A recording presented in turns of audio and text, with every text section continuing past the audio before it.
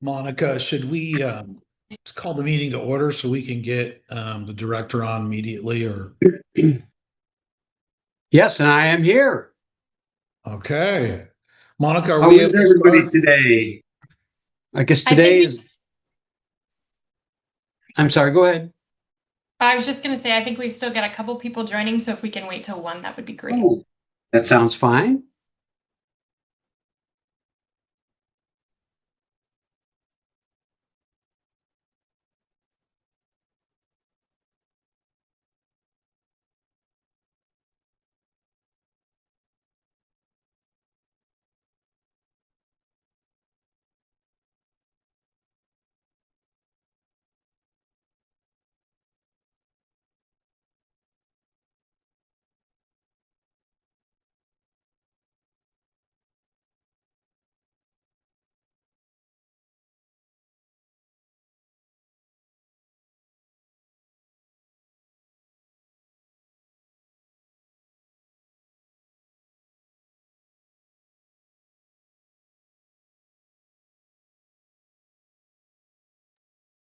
All right, we are right at 1 p.m. So Chairman Palmer, whenever you'd like to take it away.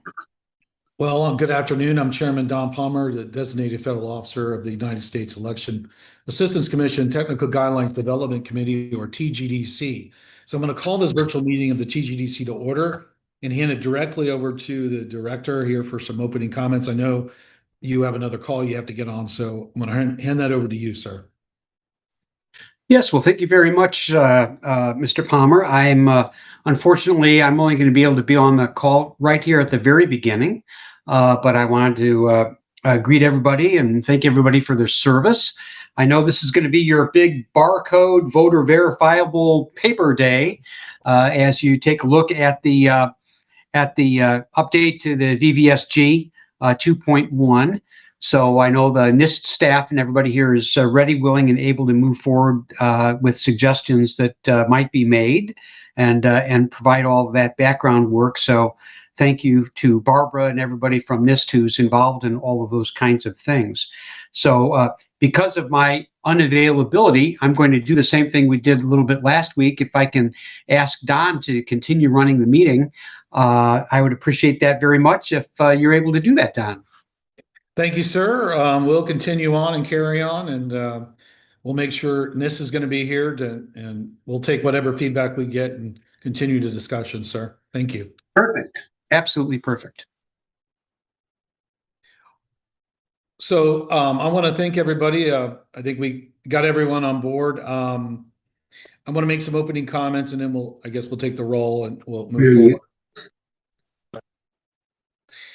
As we continue to work on VVSG 2.1, I want to begin by acknowledging the critical work that each of you play in this process. The Technical Guidelines Development Committee is uniquely positioned to provide expert and substantive technical feedback to strengthen the integrity and usability of our voting systems. Your technical insights are foundational to ensuring that the VVSG reflects the highest standards of security, accessibility, and reliability. So today's agenda once again focuses on the proposed updates to the draft of VVSG 2.1. As you know, the draft has been extensively reviewed by NIST. Before I move on, I'd like to state that the EAC deeply values that partnership. NIST's independent review and technical expertise are essential to making sure our guidelines are robust while also being practical to implement. So we're now looking for you for additional detailed commentary on the draft. The value of this process comes from your willingness to dive deep and identify where the document is strong, where it can be clarified, where improvements can make a real difference to the voting system technology. Your feedback today and the weeks ahead will help us shape a final version of VVSG 2.1 that reflects the best technical thinking available, ensuring that it serves election officials, manufacturers, and most ultimately the voters. The purpose of today's meeting is to allow TGD members to collaborate in public view in order to provide some consensus feedback to VVSG 2.1 on VVSG 2.1 to NIST and to NIST staff and to the AC who are present to answer questions. But I would say the meeting will require significant participation by the membership, and that's what we're anticipating. So we have heard from acting NIST Director Burkhart, and so with that, I'm going to introduce our AFDO, Monica Childers, to conduct the roll call. Monica. Thank you, Chairman. Members, when I call your name, if you'll please indicate your presence. Craig Burkhart. Here. Thank you. Brian Caskey. I've got her written here. All right. Judd Choate. Hey, Monica, this is Judd. Isaac Kramer. Here. Diane Golden. Here. Paul Lux. Here. Mary Saunders. And I believe Mary let us know that she had another call and will be joining a little late. David Wagner. I'm here.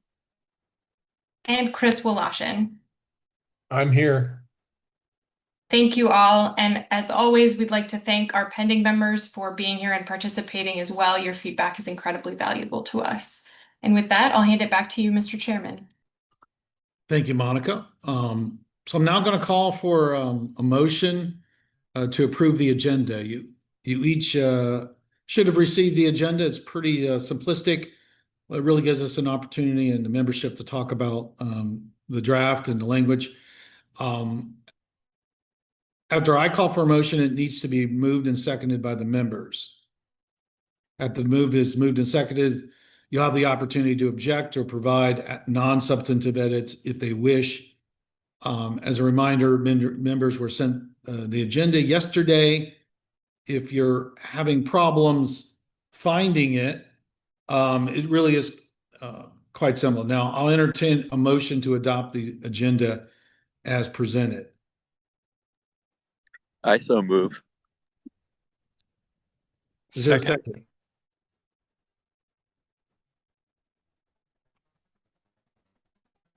Yeah, Is there a second? I second it, Don. Okay, we have any objection? So it's moved and seconded that the body adopts the agenda before you all. Don't take a voice vote to adopt the agenda. All in favor, say aye. Aye. Aye. All opposed, say nay. The ayes have it. The agenda is adopted. So really the major issue on the agenda is the discussion of the VVSG 2.1 draft. I could talk a little bit about the changes, and then we can open it up for conversation. The majority of the changes currently included in the VVSG 2.1 are the incorporation of 12 requests for interpretation published between 2021 and the first part of 2025. 2 new common data formats. First, the micro common data format, and 2, the ballot definition common data format. There are additional changes to reaffirm the need for voter verifiable paper records and to prohibit the use of barcodes or QR codes to store voter selections on a ballot, except where needed for accessibilities. So with that, do any members have a particular section they'd like to start with for discussion? And obviously our staff or NIST staff are here to weigh in or to answer questions, but we can start anywhere the membership would like to start. Just Judd. Hey, Don. Yeah, my apologies. I as a preliminary matter, I was hoping you could update us on how the membership seating is going. Has there been any progress? Do we believe that we're near seating, especially the access members? So I would say that I've seen the activity, but I don't know if there's any movement that would involve the final appointment of individuals. I should have paid more closely attention. We do have a proposed nominee from the Access Board. Let me see if he was able to join.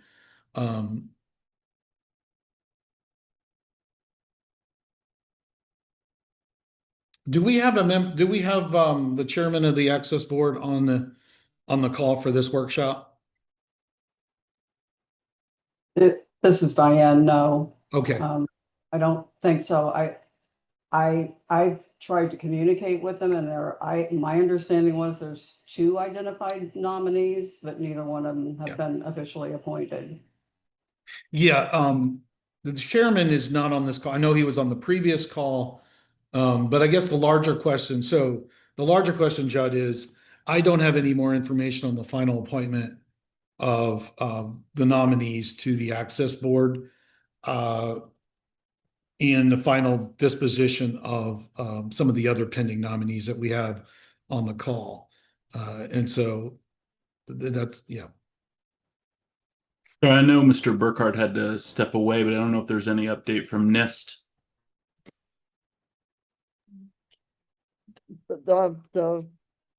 All of the nominees that are in process are still in process, and we're waiting for the outcome of it. That's just how it is. Do you mind if my apologies, I know I'm sort of jumping the line. Do you mind if somebody could walk me through what the process is and where we're at? I mean, where's the bottleneck that we can get these people through? Most of the nominees are, not all of them, because they're in different places in the process, but the bulk are at what's the White House Office of White House Liaison. All of them. Oh, actually, we think all of them might be there. And we just have to wait. We just have to wait. So there's nobody we can call. There's nobody we can describe the fact that we really can't make these decisions without these people. I mean, the president, the guy that's in charge of the White House, has asked us to make these changes. And the White House is the folks that are keeping the people necessary to make those changes off of the committee. We ping them every now and then. That's all I can tell you. I don't know how their decision-making process works. We ping them every now and then, and we try and enlist other people to ping them, but there's a lot of appointments that get made, and I don't know where we are in line. Yeah. Thank you. Mandy, you're recognized. Thank you, Judd. Thanks, Commissioner. I think Judd hit on a couple of the questions I had, but just to follow up, I know that Director Burkhardt may or may not still be with us, but Barbara, would you be able to expand on the process? Is the White House liaison the final step? I'm just not clear as to kind of what the vetting process is, and if you could just let us know what are the steps and where are we at? So the White House Liaison Office is the final step, besides just the administrative task of actually generating and signing the letters. This is the final step. And you've received no timeline or no response to kind of expected resolution of the appointments? No. And is there anything defining the process that we could point to? No. So this No. is just kind Our of process is just as a member of the executive branch, and when we're appointing people to executive branch boards, it goes through this process. And that's and I'm just still not hearing the full process. Oh, the rest of the process? Well, I'm going to defer. You've been working with Lily Rodriguez. Yeah. Look, I don't know if our general counsel is on the call, but I'm not going to go through the entire process again. It does involve the EAC and NIST. We have to jointly sort of agree for nominees, and then it goes to the White House. And so that process is one of deliberation. And so I don't think there's anything more that Barbara can add to that we have not already talked about. And look, I've been frustrated in the past when there's been a clearance that seems to have taken a year, despite year or more when I've had multiple clearances over my career. I would, but I don't know. It's not very helpful just to continue to talk about this issue. I don't think there's anything new to add to the process. We can't really answer the question anymore. Mandy, I hope you understand that. I think I understand. I think, it's important for me to share that I disagree respectfully that we've been really that the process has been outlined for us prior. So if we need to move on, we can move on. But I think it's really difficult to decide on these important decisions without adequate representation. So that's the concern. It's not beating the dead horse for sake of beating the dead horse. We don't have the appropriate representation for this committee to decide on these critical issues. So I hope you can also understand where that's coming from. And then the last question I have related to this is just an understanding of the quorum process. So did we establish a quorum? I'm not a member necessarily, so I appreciate the opportunity to participate, but I'm just trying to understand how it works.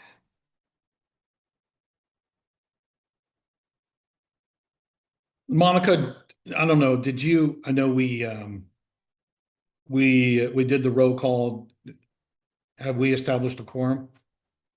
Yes, we have with all members except Mary, we have.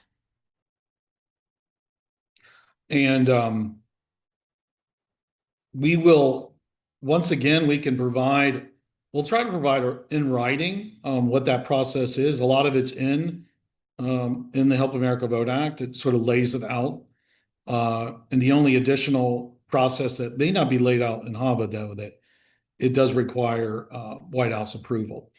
So with that, I wish I could answer more on that. I wish we could, but we have been asking questions and urging that process to move along.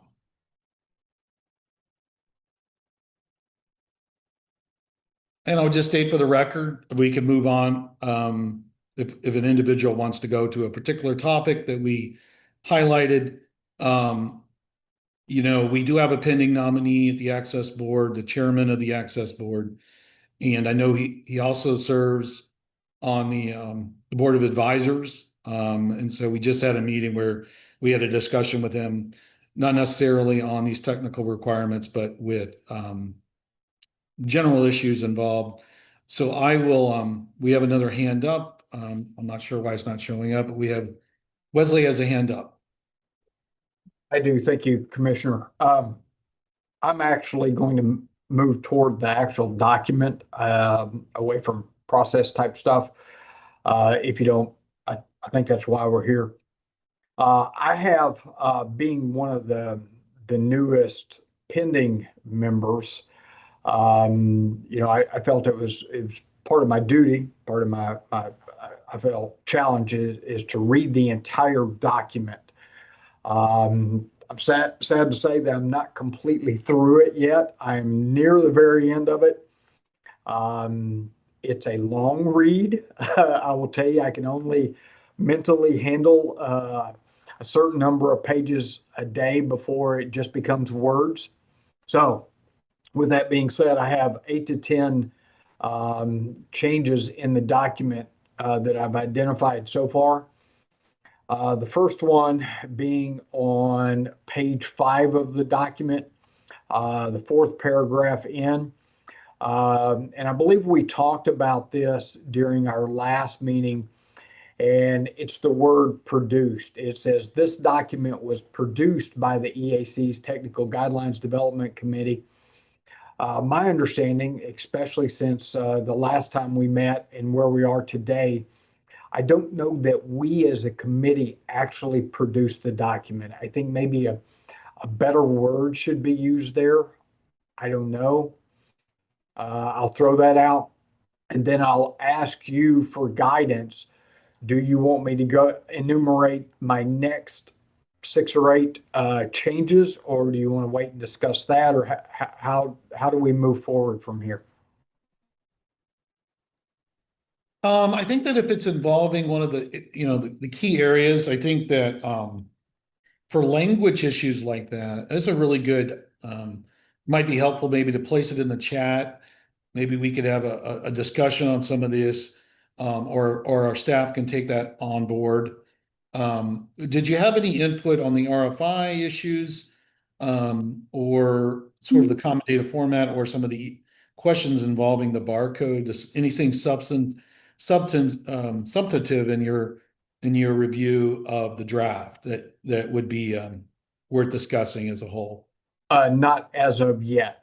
Like I said, I'm digesting the entirety of the document before I do some of those more in depth. I've got some comments, but I'm just not quite there yet. So thank you. Okay. Diane, I see your hand is up.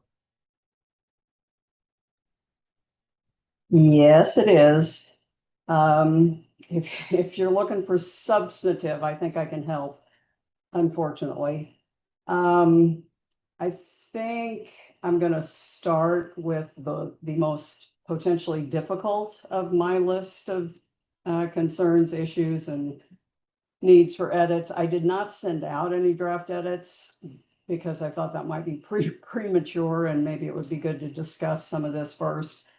But I'm going to start with the 5.1/D, the accessibility features standard, where the RFI was summary language was inserted as part of the discussion.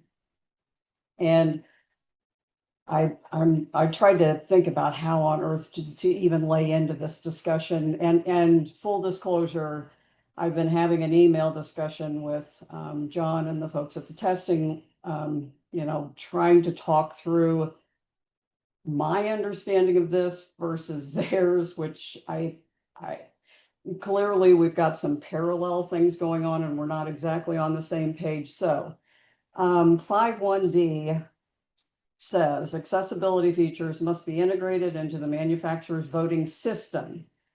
I'm going to emphasize the word voting system. So accessibility for voters with disabilities is supported throughout the entire voting session, including any steps to activate the ballot at the voting station, ballot marking, verification, and casting. And I'm going to add of a paper ballot because we're moving to everything's a paper ballot.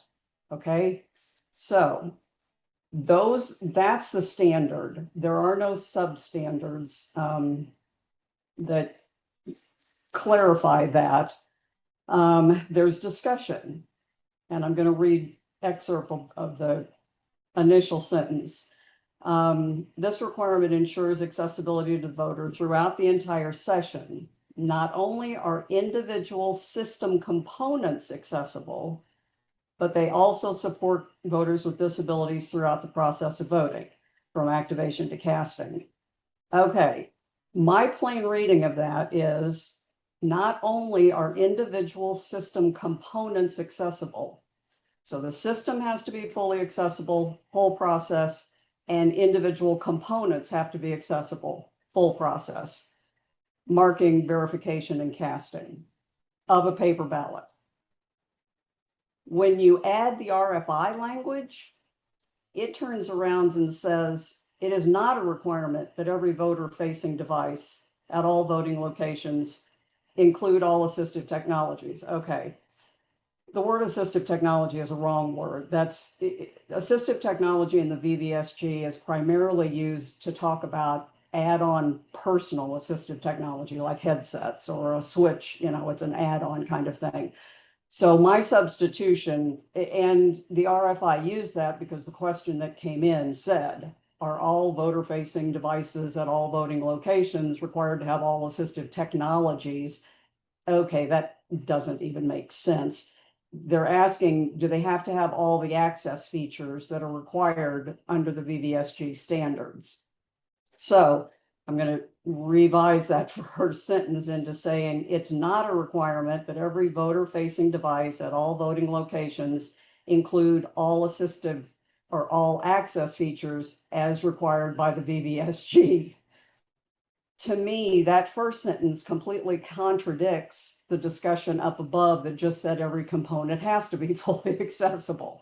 Now, I'm not arguing which is correct necessarily. I'm just saying this doesn't work for me. The RFI makes no sense. The RFI is basically just undoing what this standard says, and I think was meant to do.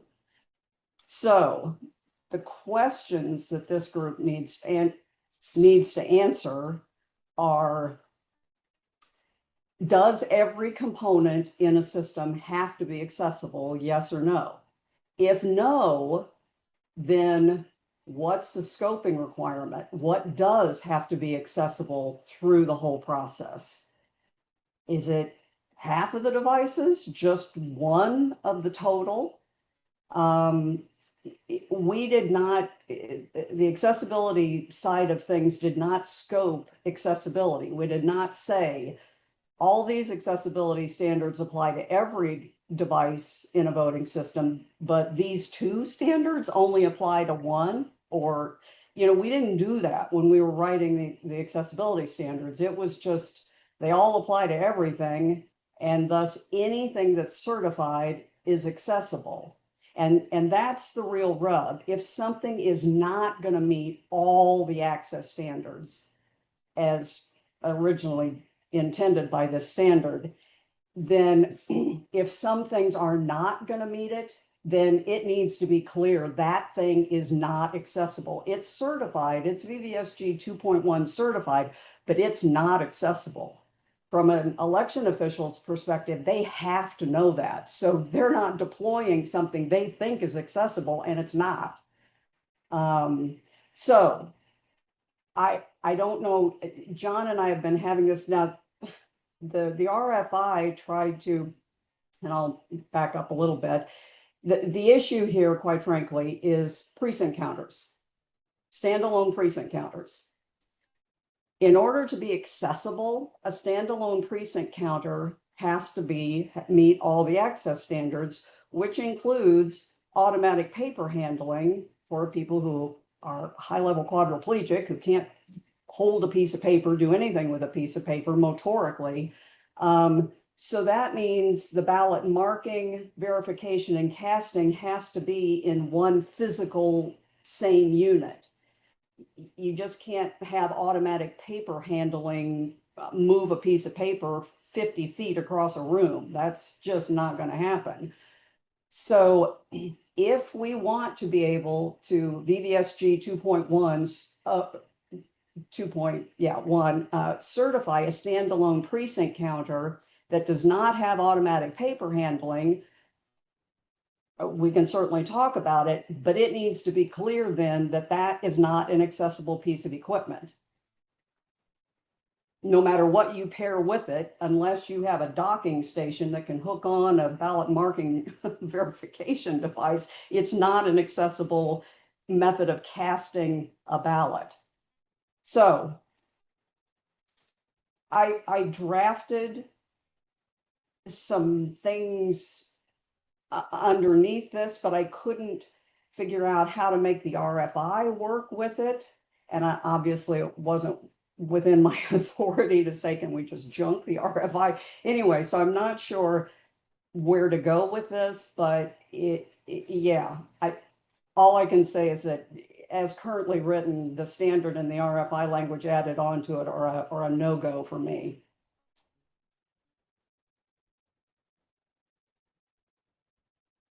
So I think I saw David Wagner's hand go up next. Thank you, Diane. I don't know if you'd consider this acceptable, but I can suggest a possible path forward. To me, what I would suggest is that the purpose of the standard is to certify systems, and we have a requirement that the system be accessible. So there might be multiple ways that a voter could engage with the system, might be multiple paths, multiple components. Not every path, not every component has to be certified as accessible, but we have to make sure that for every voter, there is an accessible way to use the system. So I would suggest that we think of this as a requirement that the system be accessible, not a requirement that every component be accessible. And that we find a way to state that clearly. And then as regarding the RFI, which sounds like is a challenge, my interpretation is that the RFI is an interpretation of the standard. So the current RFI is an interpretation of VVSG 2.0. If we're writing VVSG 2.1, then I would think from first principles that we could write that to be clear this time so that questions don't arise. And then that RFI, which was an interpretation of 2.0, is no longer relevant to 2.1. It's superseded. Hopefully, no interpretation of 2.1 would be needed because we're going to revise it to make sure it's clear. In any case, that old RFI is not relevant to what is certified as 2.1 if we do our job right. So that would be the path I would suggest. And then we still have to figure out the details of the paper handling and the precinct counter systems. But in terms of like the principles of how the standard is structured, that would be the mindset that I bring. And I would suggest we look for language to make sure that that is what the standard does and says and is clear to everyone. I'd be interested to hear whether you think that's a beginning of a path towards resolving these issues. Thank you, David. Paul Lux. I just had perhaps more of a procedural question as it relates to these RFIs. So, and I'm not on the vendor end of any of this and never have been. So, forgive my ignorant question in advance, but are these RFIs for all intents and purposes already done deals? I mean, we had a standard. A vendor requested interpretation of that standard. The interpretation was provided by whom, on, and when, is built into the RFI. And is this merely codification of the RFI into the standard? Because if we're actually going to be discussing making changes to the accessibility standard beyond what the RFI has already done, and I appreciate David's explanation of the idea of the system being a thing that gets certified and that the system must have an accessibility component so that all voters can use the system. But is this just a formality of the RFIs being codified into the standard, or if this is going to lead to a broader discussion of accessibility, do we want to table this until we have members of the access board? I mean, it kind of begs the question.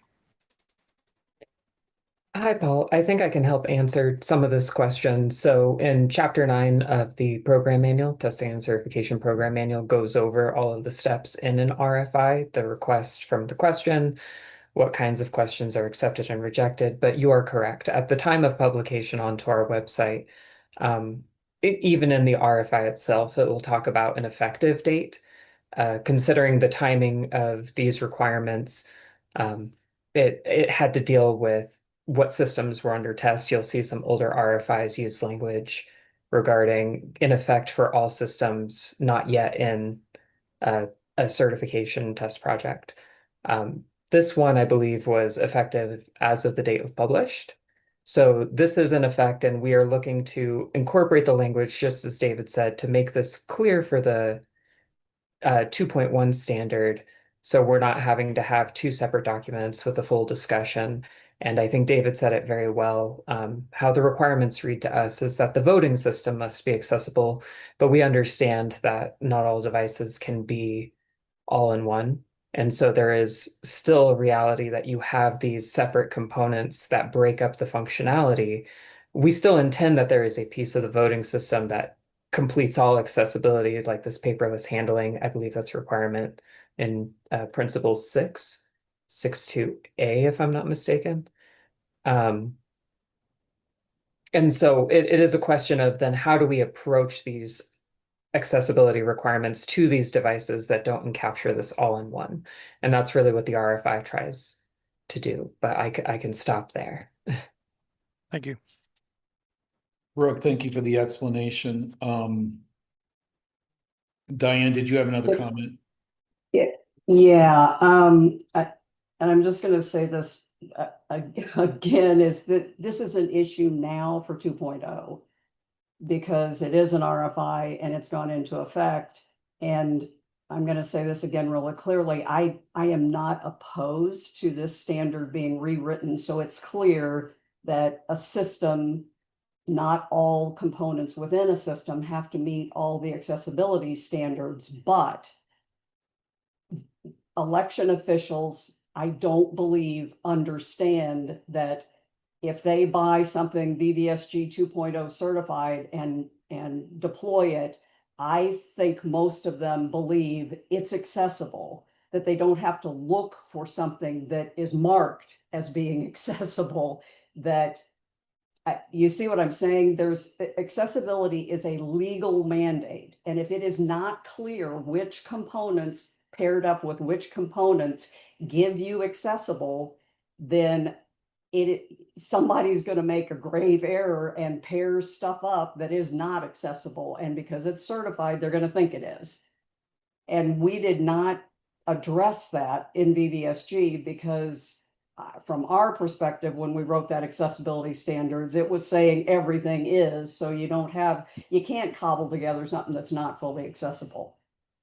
And that's got to be fixed now in 2.0 somehow, because that is a major problem. For election officials, it's just hanging you guys out to dry because, yeah. Paul Lux.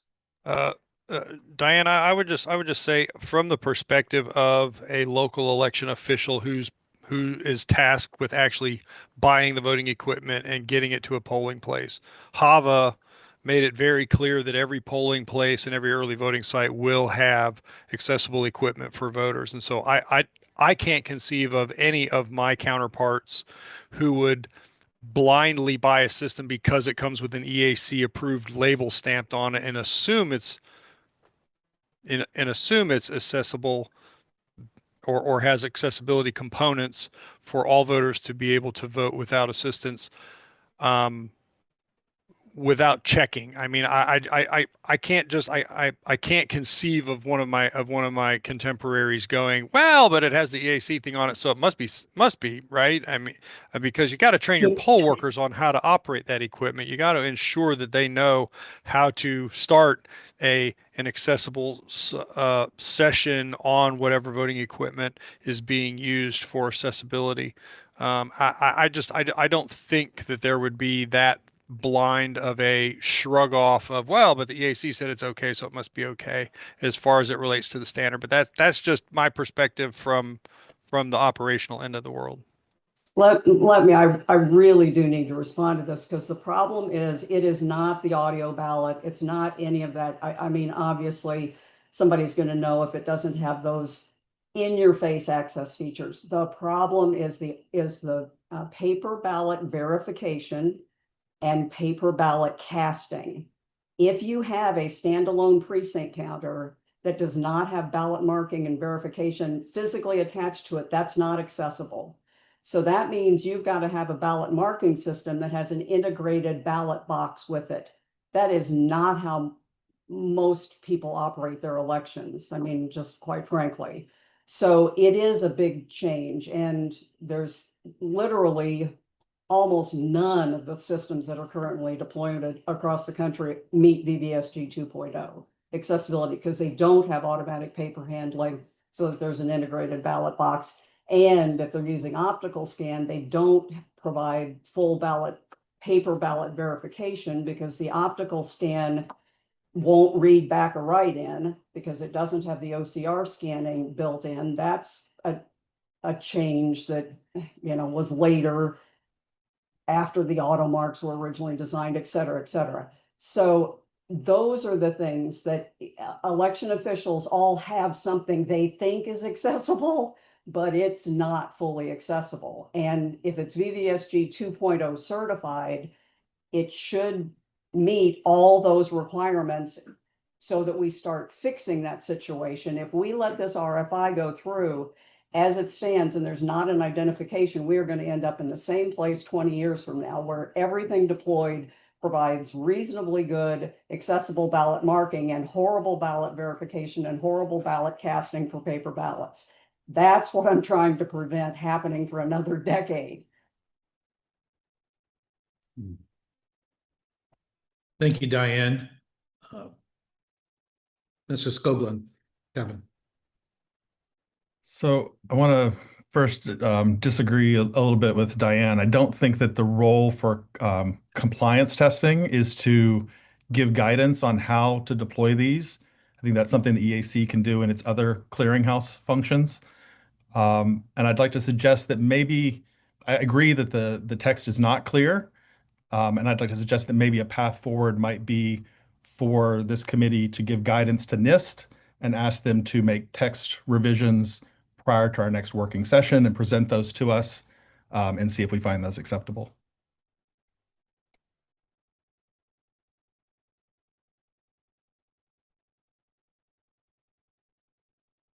Okay.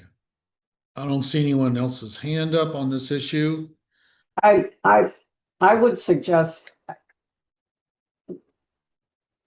I need some direction on, in terms of writing something as suggestion, if we want to move forward with, it's at least one device within a system.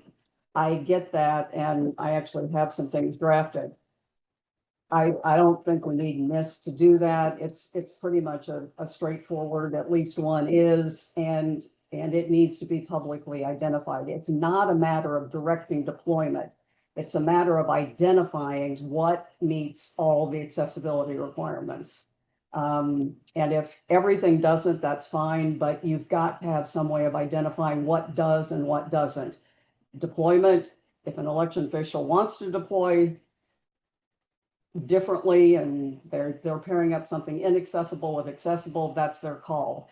That's not the role, but they got to be able to identify it. I can draft that, send it out to everybody. We can take a look at it, discuss it, but it still is not solving the problem with the RFI being implemented right now. And there is nothing that identifies those devices. Whatever's coming out as 2.0 certified is 2.0 certified, and there's going to be no way for someone to understand what is and isn't fully accessible. So Diane, something already exists in the requirements because all of the requirements are connected. 6.2a for voter independence states that voters must be able to mark, verify, and cast their ballot or other associated cast vote records independently and without assistance from others, right? So there's somewhere in the system that is being tested and certified that has to meet this. And so without using the language of an at least one, it's intended in here in that somewhere in the system has to meet this voter independence requirement, but that doesn't necessarily bar the idea that there could be other components that are not this all-in-one feature. And then that's what 5.2a and the RFI are trying to address is, well, what do you do for those other bits? That how do you know what is applicable and what isn't applicable? And that's what it's trying to do with a case for the precinct scanner. And I'll just disagree. There's also 7.2a that talks about the limited dexterity mode, which is, again, automatic paper handling. And the RFI specifically references each component complying with all the Section 7 requirements. That's a Section 7. That would require automatic paper handling. And we can talk about it more, but again, the issue is if it's not every component, that's fine, but there has to be some way to identify then what is fully accessible. Otherwise, you're basically scoping access features. These 10 apply to everything. These 2 apply to only some functions. That is a whole big complex approach that we did not even consider when we were drafting standards.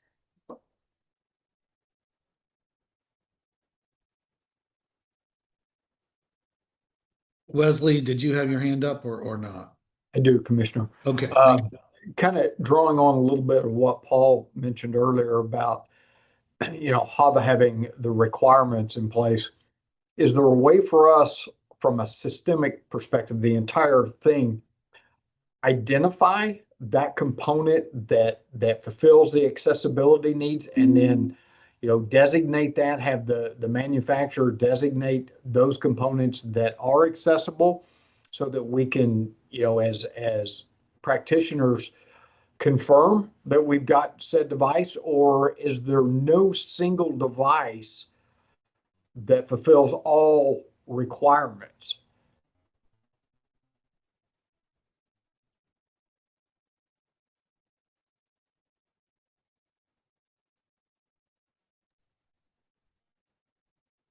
So that's a good question. Some of it's policy, some of it's technical. I don't know if Brooke or John want to weigh in on that one. I think that from my perspective, from a large picture policy perspective, I mean, this goes back to HAVA and the Department of Justice. You have to have there has to be at least an accessible system for, and probably options for states and localities to choose from. So, and I do know that, right. Why And I do know we just not require the manufacturer to designate those devices? And, if they're going to come out with a EAC VVSG designation compliance, why not, identify the components within there that also fulfill the other compliance out there, so that we can say, yes, I have accessible, maybe from this entire EMS, I didn't buy all the pieces or parts, but I do have the ones that fulfill that requirement, and I've got documentation that proves that.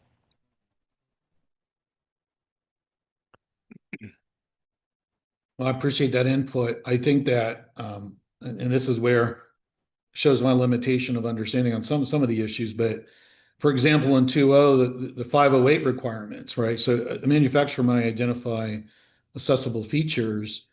We test to those features and those requirements, but is there, is there any other input from the staff on this?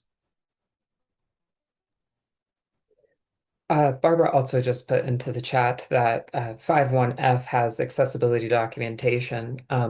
So these systems are being documented for what accessibility that they do have.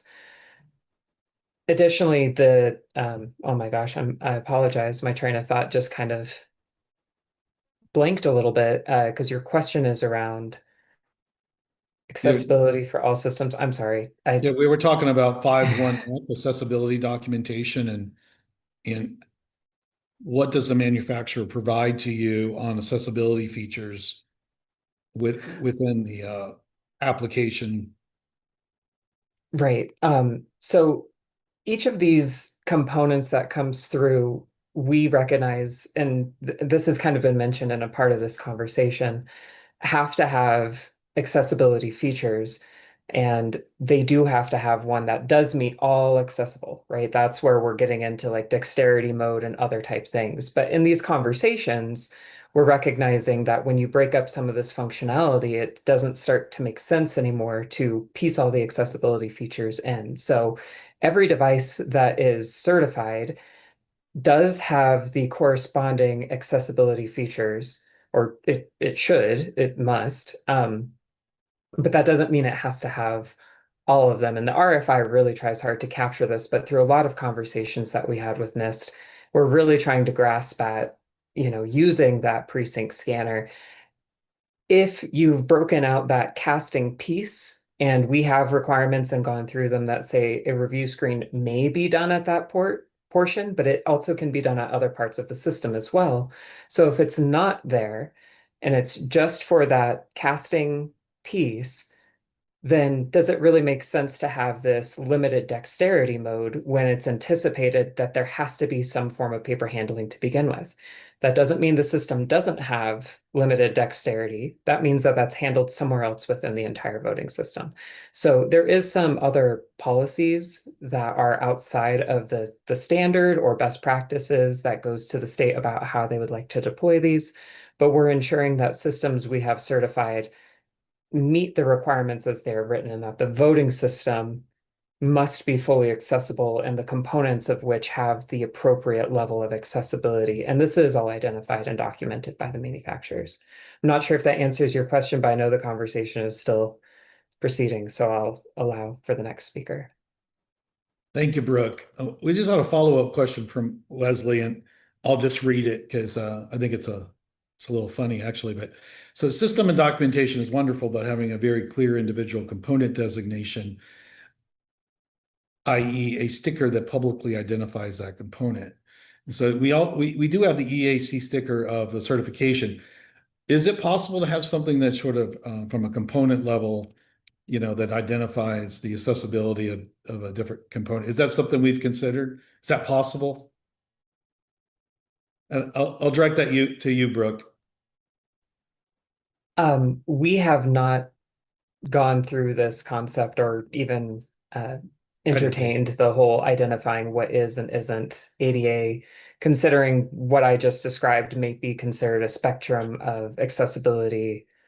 Depending on how many features you do or do not have, it could be in a range. And so where would we mark that sticker? I don't know that that's a good idea.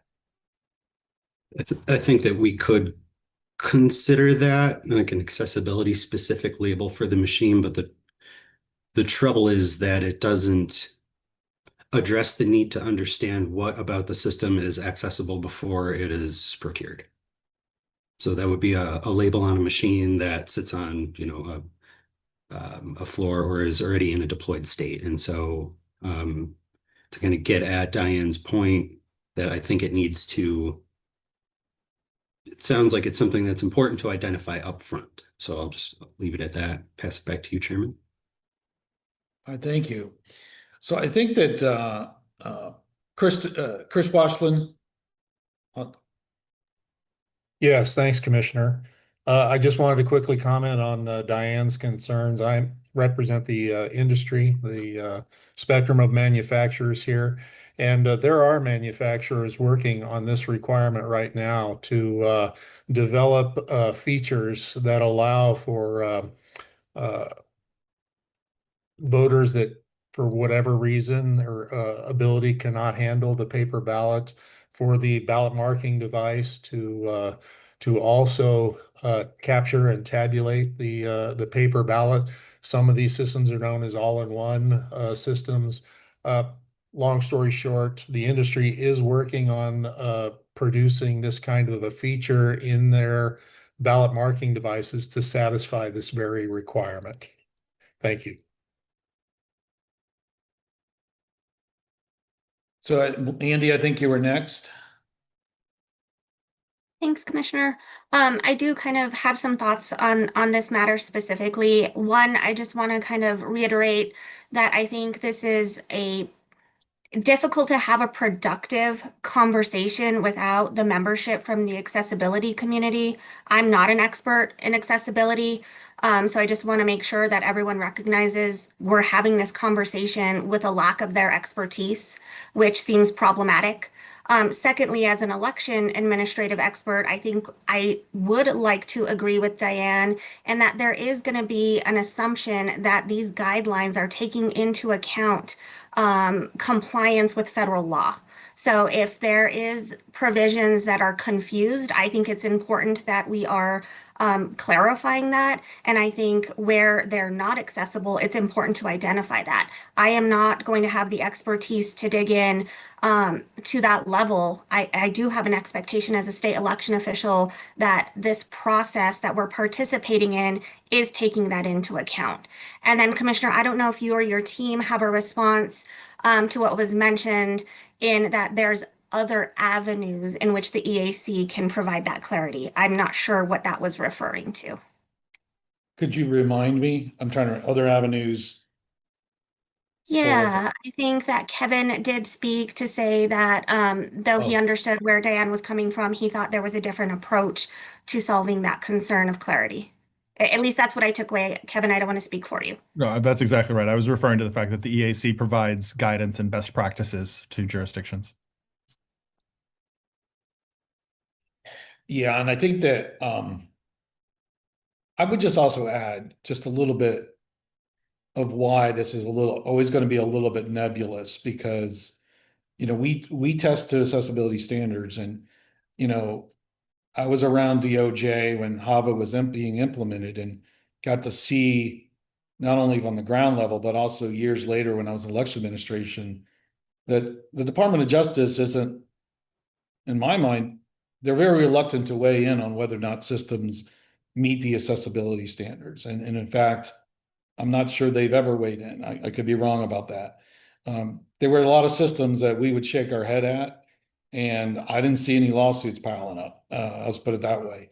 So some of it is where the technology is, but sometimes I'm not sure we're ever going to get extremely clear sort of guidance from outside the community. It's sort of where's the technology? What is, what can EAC and NIST and groups like this, what kind of standards can we develop to meet in the testing environment? So, I guess that's to say you could also see it the other way, is just because the EAC says something's accessible, we're not the final decision makers, to be frank, right? So I'll just leave it at that. Someone could always have a different opinion, even though we're doing the absolute best we can in our mind with the latest technologies. It's possible somebody could have a different opinion on that, and you see that in other industries, but I just wanted to lay that out from my perspective. Paul, I think you had your hand up, and then we'll go to Diane, unless I'm missing somebody else here. No. I just wanted to point out that now that I understand what Diane's concerns were with this section, or have a better understanding after our earlier exchange, that right now there is only one system certified to 2.0, and so while her statement that none of the equipment in the field right now meets this standard shouldn't come as a surprise, because none of the systems in the field are 2.0 certified yet. However, I mean, not to steer away from being vendor agnostic here, but there is a system that allows a voter with either use of a SIP-PUF device or an interactive screen to actually vote and have their ballot tabulated and drop straight into the box. As far as I know, there's one system that does that. And then there's plenty that don't do that. And so to hear Chris talk about the fact that they're working on it tells me that everyone is going in that direction to meet this 2.0 standard. And it sounds to me like it's clear to them that this has to be part of that, unless I misunderstood Chris's comments, not to put words in his mouth.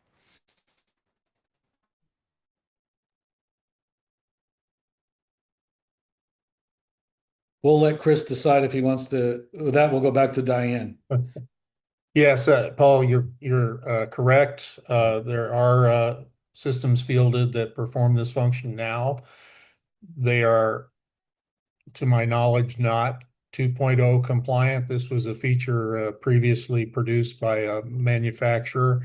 But in my role now, I understand that several manufacturers are working on this feature to be 2.0 and eventually 2.1 compliant. So I hope that helps. Diane. I'll just add and go back to sort of emphasize the fact that indeed VVSG is seen pretty much as the legal floor for accessibility. That does make the accessibility standards in VVSG a little different from others, and it's not a best practice. It's not a suggestion. it's kind of like WCAG 2.0 has been, or 2. Whatever they're on now, is referenced as the 508 technical standard. That's kind of the role VVSG has in this process. So I don't want to, people need to understand this is really, really important. And I'm going to emphasize again, we are going to a clear paper mandate now. No more, euphemisms about software independence that people don't understand, et cetera. It is a paper mandate. And this needs to be fixed once and for all. Paper ballot verification means verifying the whole ballot, the whole printed content. I don't get told write in when I do a write in. I get told John Smith, that's what I wrote in. That's read back to me. So that print content comes back to me in an accessible format. And I don't have to physically handle that paper ballot. We have been talking about this since the AutoMark first came out, and I met with their developers 25 years ago, and they were going to develop an auto cast to automatically cast the ballot. This is not new. These access features for paper ballots, we knew that's what it were required from the get-go. So my only point here is, indeed, we've got 2.0. We thought we had it clarified. We thought we were moving in the right direction. And if things come out 2.0 certified with a separate precinct counter that's not fully accessible, has some access features, and so people think it's accessible, so it has some audio or something, but doesn't have automatic paper handling, and they deploy that with a ballot marker that doesn't have automatic casting involved, nor full verification, then they've got a 2.0 deployed system that is not accessible, and they don't understand that they messed up and didn't provide it in an accessible way. That goes back to that point of, yeah, you're going to have to identify then these components or this one thing or these two things paired together meet all the accessibility standards. If you pair it differently, you're not getting accessible. And we got to fix that now, not in 2.1. Isaac. Kramer. Yeah. So this is a question, since we just had a 2.0 certified system, under what Diane is saying, from my knowledge, the HART equipment would have all standalone features that some of them would be accessible, and the last step of casting your ballot would not be accessible because you actually have to insert the paper ballot into the scanner. Is that correct? They wouldn't have like. I know it's not well advertised, but they do have a component that went through testing and certification called the Adept. It's in the test report and in the test plan. But that is their all-in-one where you go up to it and there's no touching of anything, or it doesn't have to be, right? There's a screen to interact with. There's the other accessibility features as well. You can do the sip and puff, but there's no handling. So it's their full meeting all requirements, 6.2a through activation through casting, voter independence. This just proves exactly what I've been saying. If Isaac had to ask this question, then we have a problem, because people are not going to understand that there's some separate unit that is fully accessible, and anything else they buy and put together is not going to be fully accessible. That is a major, major problem. I would just from an election official standpoint, I appreciate all this because it is, if you go to their website, and that's where a lot of us go for product information, and they submit, I don't see anywhere they've listed that as the compliance, which I would think would be a major feature of the system. I mean, here in South Carolina, we have the ballot marking device, but the voter has to actually physically either have assistance carrying the ballot to the tabulator, or they wouldn't be able to do it themselves.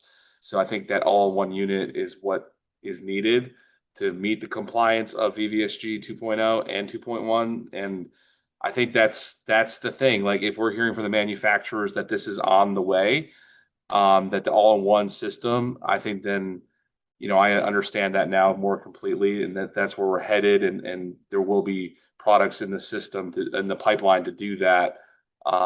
Then maybe that issue will be avoided. However, I don't think the general knowledge around it is out there specifically.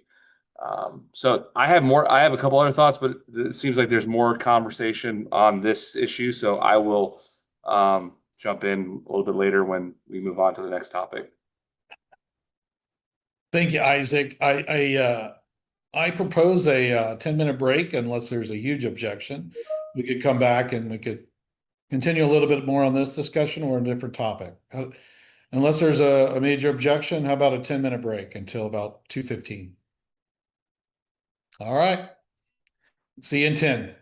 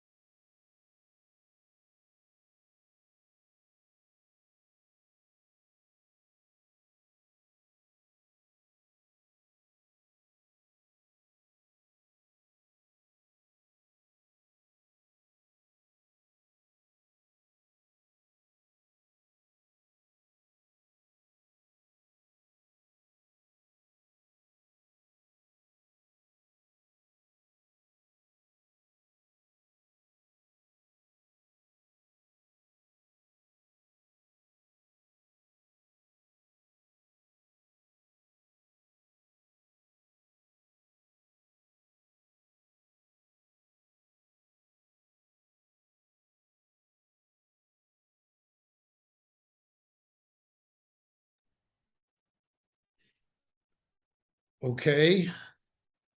I have 215. And so, so we've spent about at least an hour on that one. Is there any additional comments or other issues with RFIs that that members would like to discuss?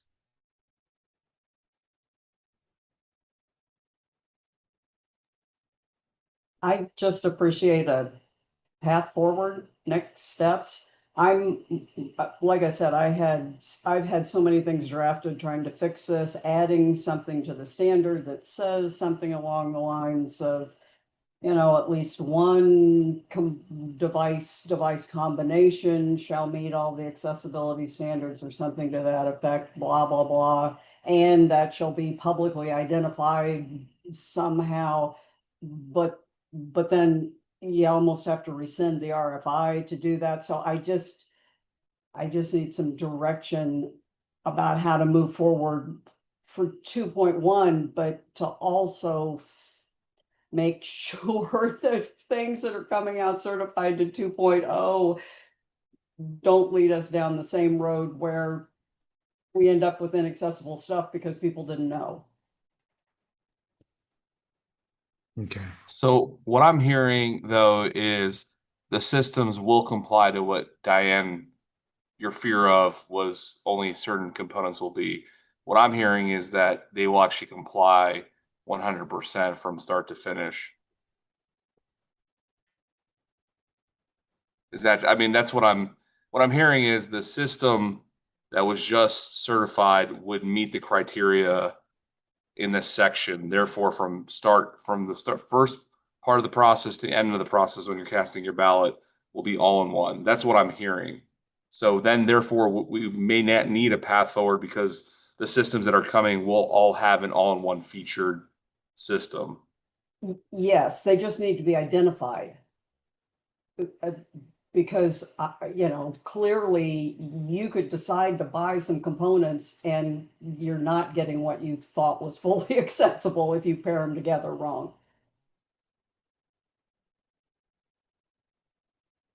So I guess the question would be logistically of that. So the states, or it depends on the jurisdiction, but I'm just gonna use my example, South Carolina. If the state election commission here were to purchase a statewide system and it has to be accessible, they would then have to purchase one accessible unit per polling place for every county. So therefore that system would have to be marked in the polling place as being accessible. So then we just would need some sort of marker on that. That's what we're saying, right? I'm trying to see how, like, if as a path forward, if it's just that simple. I don't want to make it simple, but if it was that easy to do, would be just on those systems inside that polling place, there was some sort of marker on that. That's all. That's what we would do to comply. Yes, it's literally, I'm not familiar with the heart system that just got certified, but just listening to your description of the fact that you weren't aware they had an all-in-one, and I'm going to throw this out. I mean, vendors have called their things ADA. It's the ADA unit. Kind of drives me crazy because the ADA really is not the issue here. That's not there's no standards. ADA has ADAG, you know, architectural building standards at the access board. Well, you know, the VVSG is the closest thing we have to a legal standard for accessibility when it comes to voting equipment. Section 508 doesn't cover it. This is it. So, you know, when we disperse the accessibility standards so they're not like their own unit, so that's clear, they're dispersed. There just needs to be a very clear way, whether it's the vendors saying this device all in one or this device with this one meets all the accessibility standards of 2.0. That's what's needed somehow, and burying it in the you know, documentation is not going to cut it. So Thank you, Diane. Before I go to Judd, I would just say, and really it's on Paul sort of Paul's comments is looking at the state level, the state is very much interested in whether or not there's accessibility features in the systems for the counties to use. And obviously the counties have that interest as well. And so they're going to be in discussions with the manufacturers. Does it meet the requirements of the state or the VVS or the VVSG? And so that conversation is going on all the time. And, just so you're aware, Judd. Choate. Hi. Yeah, hi. We've sort of been talking around this. I just want everybody to realize what we're saying here. So what we're saying is, previously, the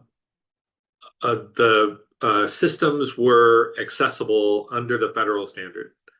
And what we're saying now is that manufacturers can build two versions of a system where the second version of the system would be accessible under the federal standard, but the first version doesn't necessarily need to be accessible.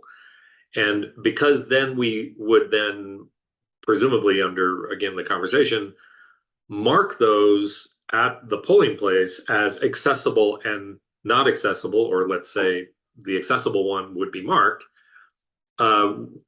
We're essentially creating sort of a scarlet letter situation where the person has to self-identify and say, I need to go to the accessible unit.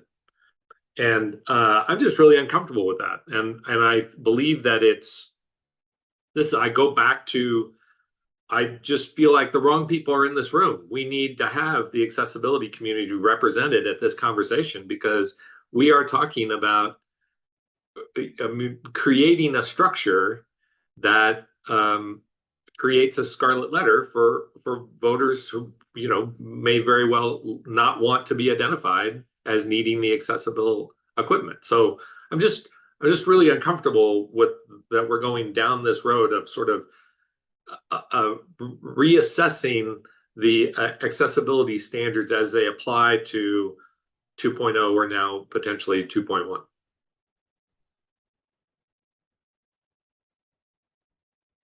David Wagner. Judd, I want to kind of respectfully disagree with the characterization you put there. I don't think we're talking about going towards a world where there's two versions of this. There's two systems and one's accessible and one's not. I don't think that's what's being proposed. And I don't think this is a change. I don't think this is a change from where we've been where we've been. I think there's really two paths that I see in terms of, like, let's be concrete in what you could do. One way is you could buy precinct count scanners, and most voters hand mark their ballots, and then you have an accessible marker and casting device. That's one path. The other path is that you build a system where everyone votes on a ballot marker and casting device. From accessibility perspective, my suspicion is everyone votes on a ballot marker and casting device would be better for accessibility. That way you don't have the one machine stuck in the corner that's only used by a few people, that the poll workers maybe aren't trained on, that the voter has to ask for explicitly. But it's also a lot more expensive.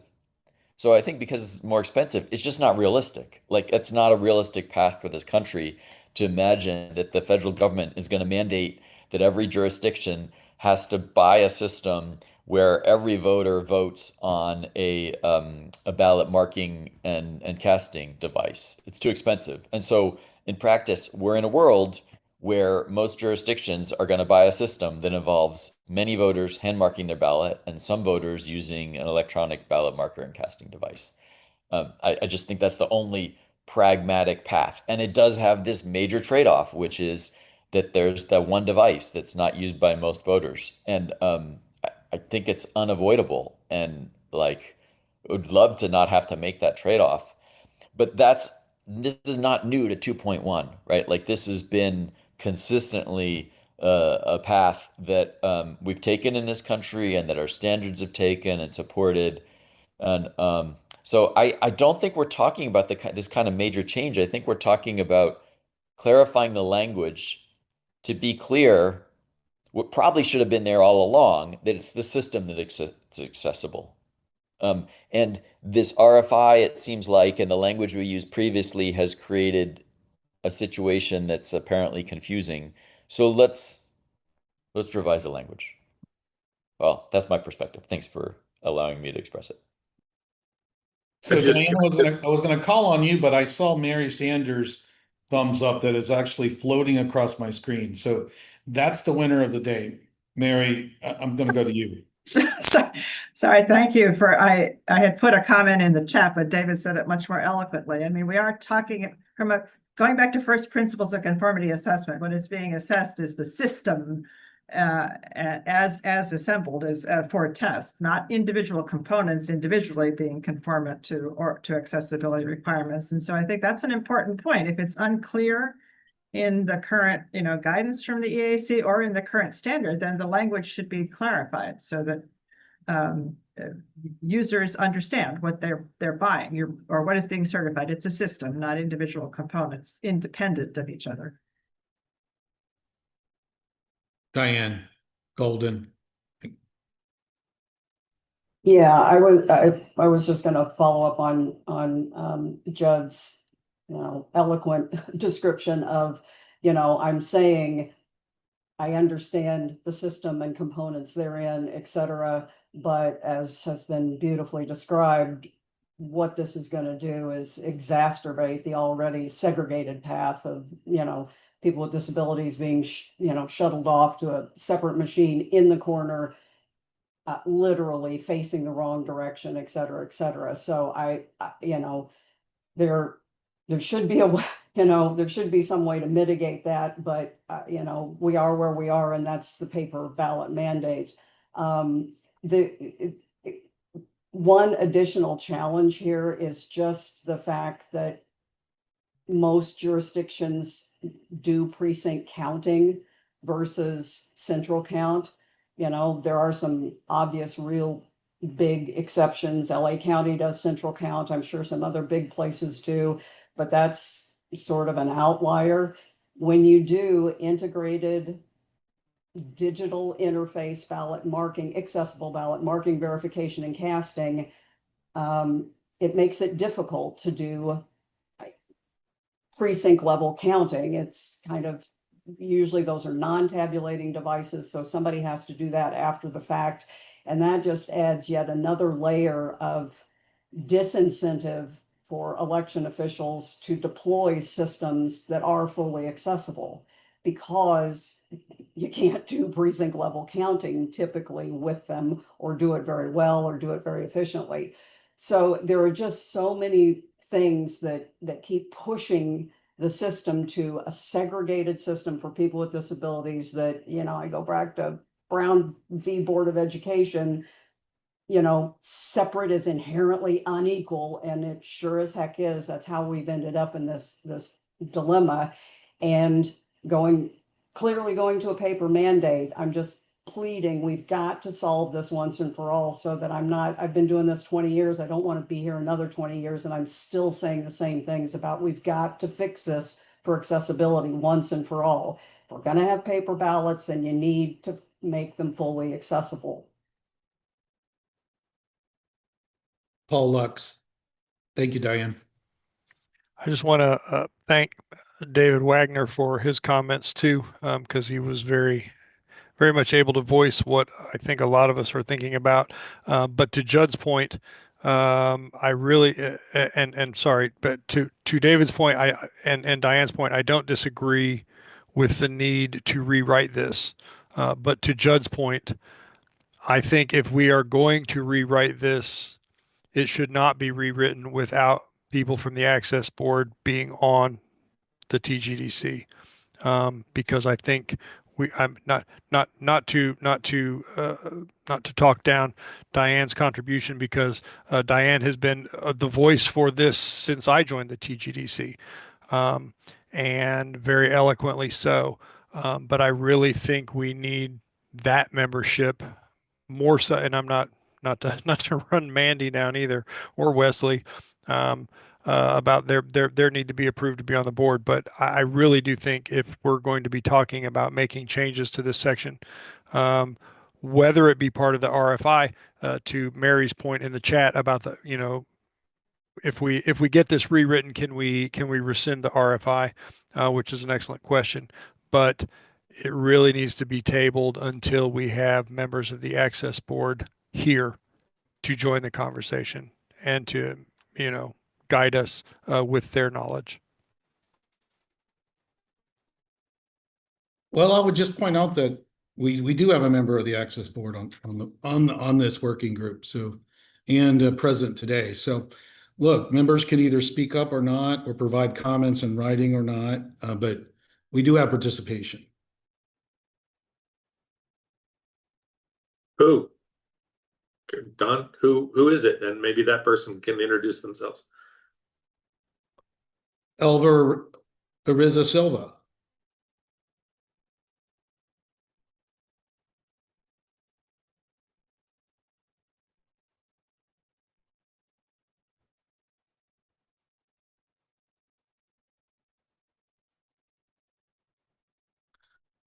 Well, obviously, he's not piping up, so I'm not going to put any one member on the spot, but we do have participation of the access board.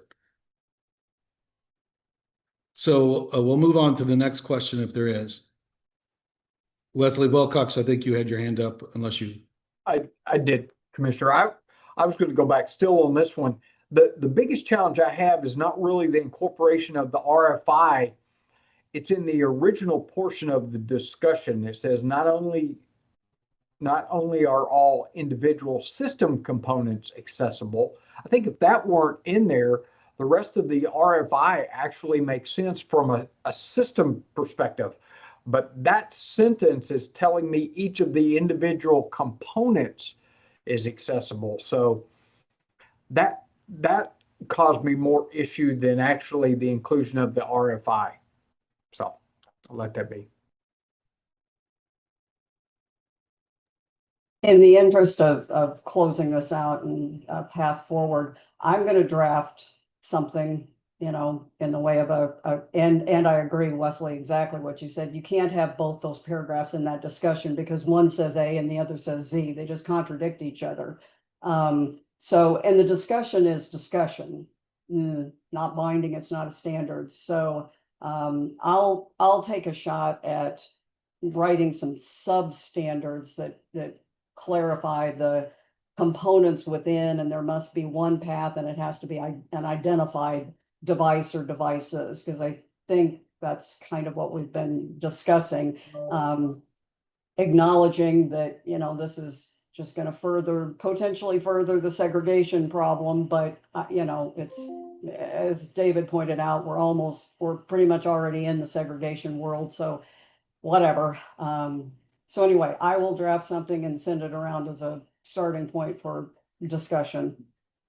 Well, I have a quick question for members, actually, about where are we drawing the line in terms of what is labeled accessible and not accessible, considering there's a variety of functionalities and features that would go onto this different equipment, right? Something that's truly not accessible at all has nothing for those with visual disabilities or hearing disabilities, let alone dexterity disabilities. We're really focused on this dexterity, limited dexterity functionality that we've been talking about and having voter independence. But when we say that the individual system components are accessible in that discussion, we're saying that they have the appropriate level of features as expected by their intended functionality, right? If you're expected to interact with the screen, you have all those capabilities to change the contrast, the size. If you're listening to the audio, you have that speech frequency or that language dialect, the reachability. All of these things are still under consideration. So they're not fully inaccessible, even if they're missing this one piece that's on a separate part of the system.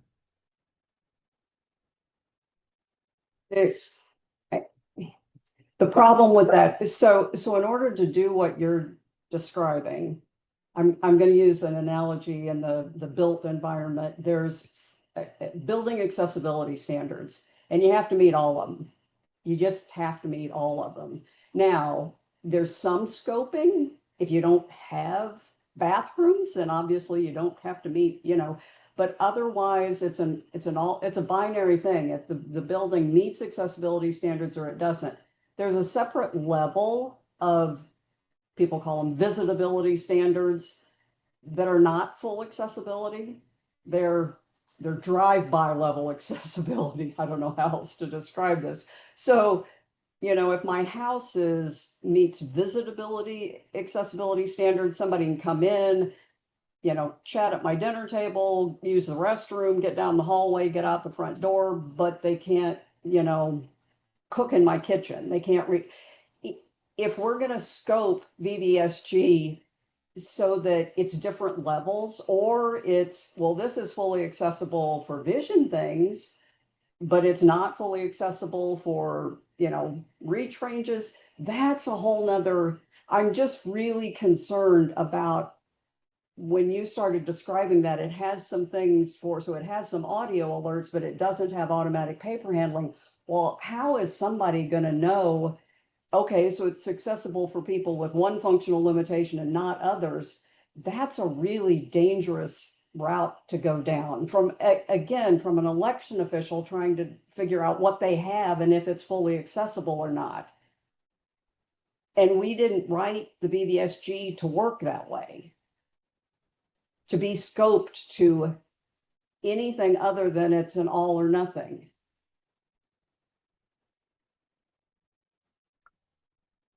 And I'll follow in as well, Diane. I don't believe that paragraph reads from the election perspective. That first paragraph, not only are the individual system components accessible, when I read that, because it mentions ballot markers, paper records, and optical scan.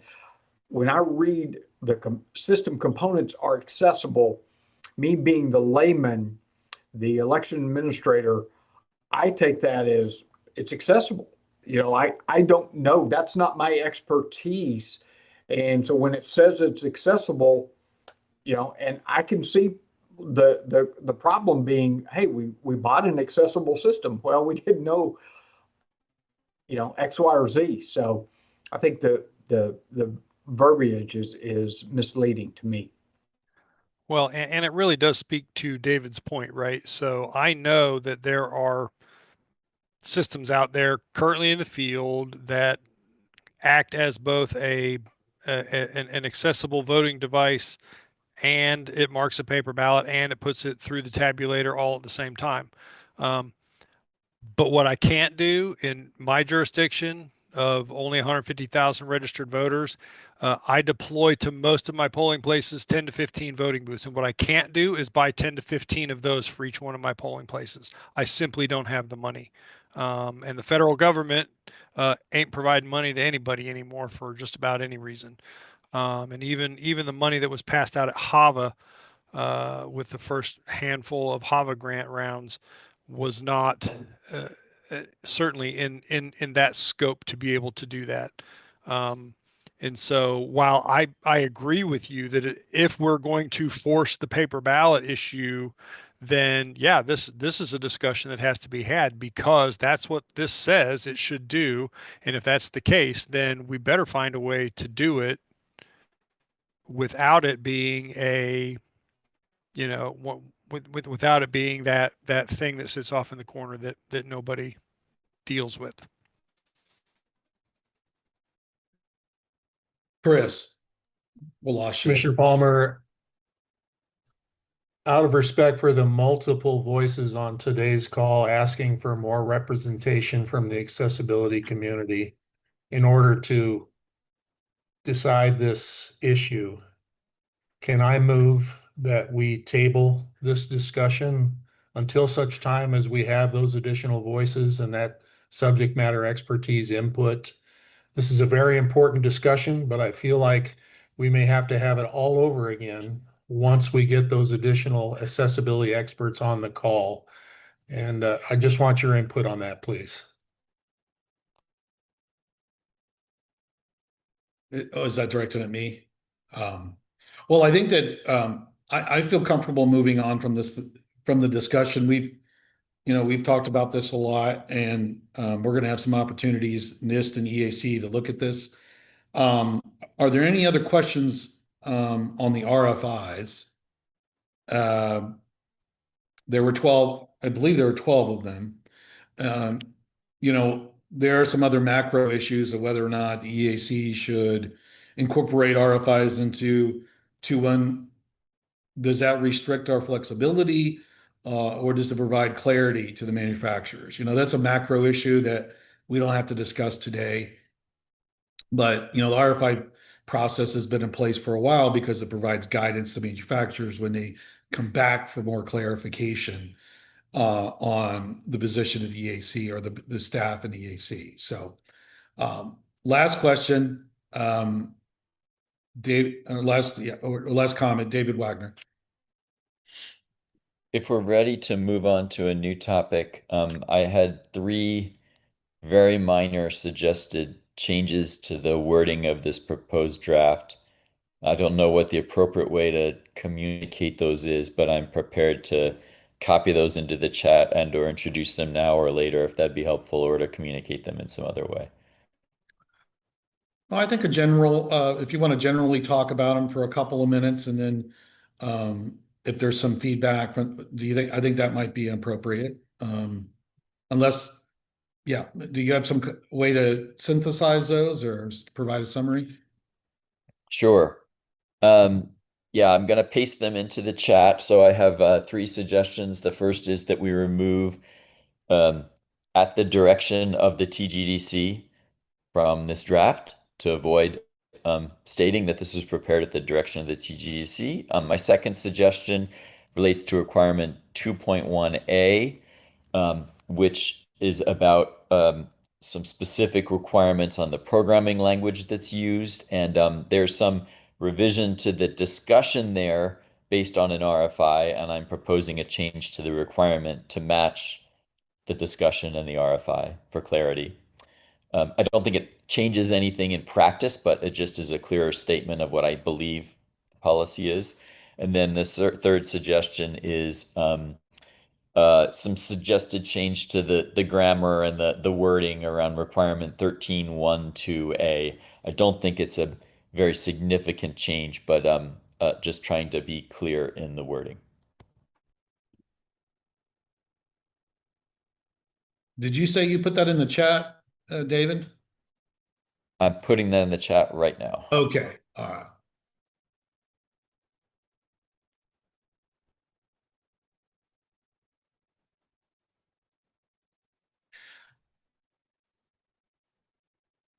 Yeah, in the chat, we also had a comment and from Elver who's with the Access Board, that good afternoon to everyone. Respectfully, sincere apology. I've been told we should wait for the complete confirmation of our membership. Meanwhile, I can just participate in these meetings by listening only. Thanks. And then Mandy weighed in and said, where's that direction coming from? Well, it's not coming from the Election Assistance Commission. The Election Assistance Commission has told all the nominees that they are open to participate. They may not be able to vote until their appointment is confirmed. And so, Mr. Silva, I know you're the chairman of the Access Board, so you should feel free to give yourself direction that you're able to provide input to the TGDC. Thank you.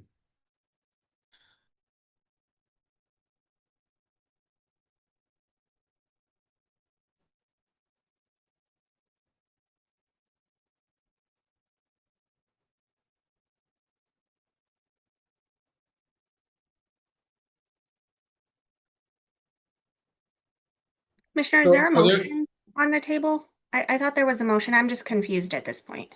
No, there's no motion. At least I don't believe so. David, was that a motion? I didn't. No. No, I just believe it's comments to the to the draft. Mandy, you had your hand up. Did you have something in additional?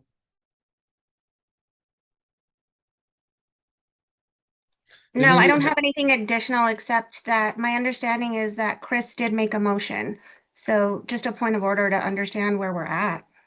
Forgive me, this is Chris. I was asking if it was appropriate at this point to make a motion. I did not actually make the motion. To summarize, we need more accessibility voices on this meeting, on this team, in order to consider the changes that Diane and others, Judd, have asked for. No motion was made, sorry. Isaac. Going back to something Diane said at the last call, it's something I've been thinking about too, about barcodes, QR codes. They in themselves are not accessible. Therefore, I would like to see any system for future use just be completely barcode, QR code free in how votes are read and tabulated. So if they're not ADA if there's no accessibility feature to them, then there's no need to have them as part of a system. They already bring a lot of confusion to voters. We have to implement these systems, and why it doesn't need to be on an ADA ballot marking device if it's not accessible in itself. So we could go a step further and just remove barcodes completely, QR codes completely from any future voting system in terms of how it captures a voter's intent. That would be my suggestion. Talking and just with Diane saying that last time, and something I've really been thinking about a lot too when we're implementing these systems at the local level. I just don't see a need for it. It's not accessible, and it doesn't need to be an accessibility feature on the system.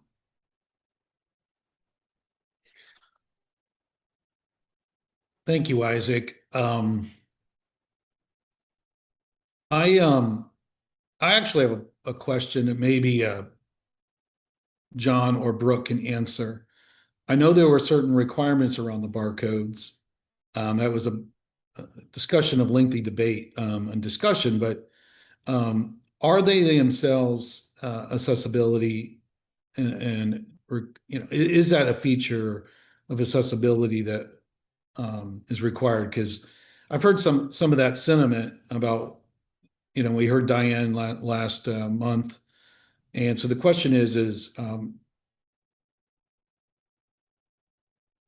what do you think? What are your comments on Isaac's comments, and then we'll open it up to everybody here because I had some questions about that too.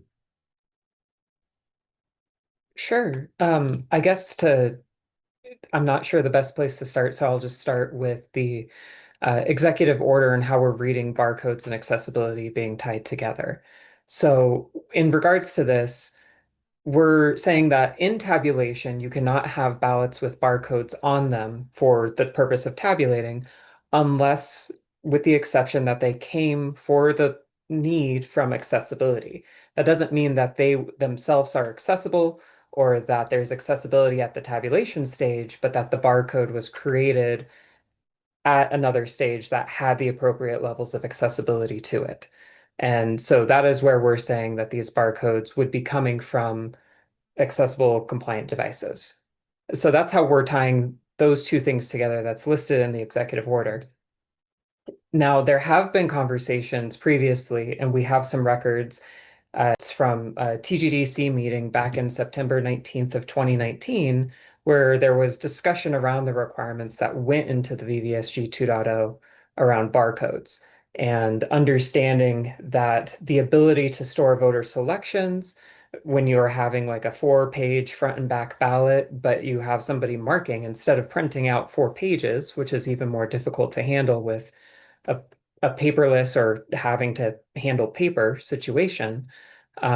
This idea of being able to capture and summarize that information into a single sheet, and knowing that OCR was not a well researched and used technology at the time, which takes that image and converts it into text, barcodes and that mapping was still necessary for that piece of it.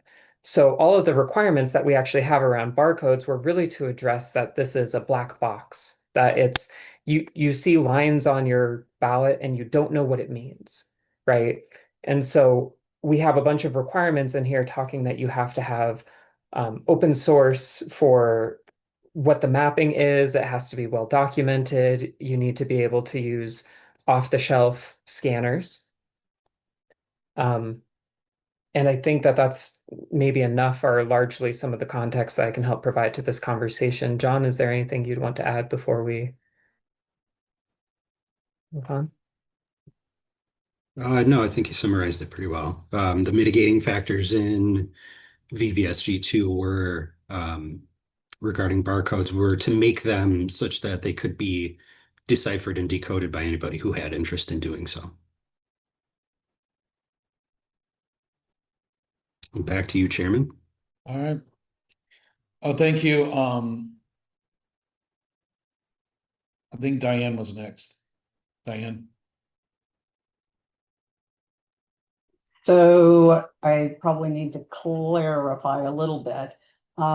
So yeah, barcodes themselves don't really have, they're not inaccessible nor accessible in and of themselves. And they really weren't deployed in voting first to address accessibility. But people figured out pretty quickly that in order to provide accessible print ballot verification, you have to take the content of the print on the piece on the marked paper ballot, convert it back into digital so that you can display it in large visual display, or you can convert it into audio so that somebody can verify in the accessible path the actual print on the voted paper ballot. And it became clear that a barcode was a pretty efficient way of doing that because it already had encoded all the vote selections in a digital form so that you could represent it accessibly for verification. The reason it was preferable to optical scan encoding is because optical scan could tell you, yes, John Smith, vote here, but for a write-in, all it will tell you is write-in because it can't scan unless you add OCR to that encoding mechanism in the machine to be able to read back the write-in text. So somehow accessibility and barcodes got connected because it was a more efficient way of providing accessible verification than optical scan was because people weren't adding the OCR to deal with the write-in problem. So just as background, somehow, barcodes they were put on for accessibility. Well, no, they were put on for tabulation purposes, and they just were a more efficient way of delivering accessible print ballot, paper ballot verification. So I have some suggestions to the edits to 915E related to that, because it's saying that the barcode representation of a voter's ballot selections must, it says only, okay, the only needs to come out because that's like a segregation thing for, anyway. But it must be generated on electronic voting system accessible by voters with disabilities. Okay, this leads us right back into that discussion. What does that mean? Accessible meaning it's fully accessible, partially accessible, meets some accessibility standards, not. That's, if you're going to do this and limit barcodes to something that's accessible, then there has to be a clear definition of what's accessible and what isn't. So just to clarify what I said about barcodes related to accessibility, barcodes are fine, barcodes are whatever, that's somebody else's decision. They're just used for accessibility because they're more efficient than optical scan. And if this is going to push things back to optical scan, then we need to make sure you've got to have OCR to make the write-ins fully accessible. Thank you, Diane. Paul Lux. My comments are directly related to David's suggestions. So if Judd's comment is more related to the topic Diane just finished discussing, then I will defer to Judd.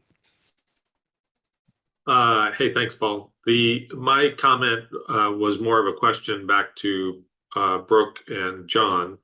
So am I correct, and this is hazy memory here, but am I correct that we literally voted in 2019 whether to permit barcodes and QR codes in VVSG 2.0 and voted unanimously.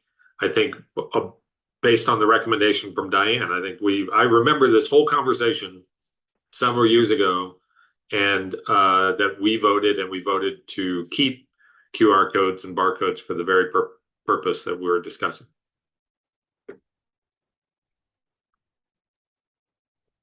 I don't know that I have that there was a vote that took place or if it was unanimous, but I do have parts of the transcript around the discussion of barcodes.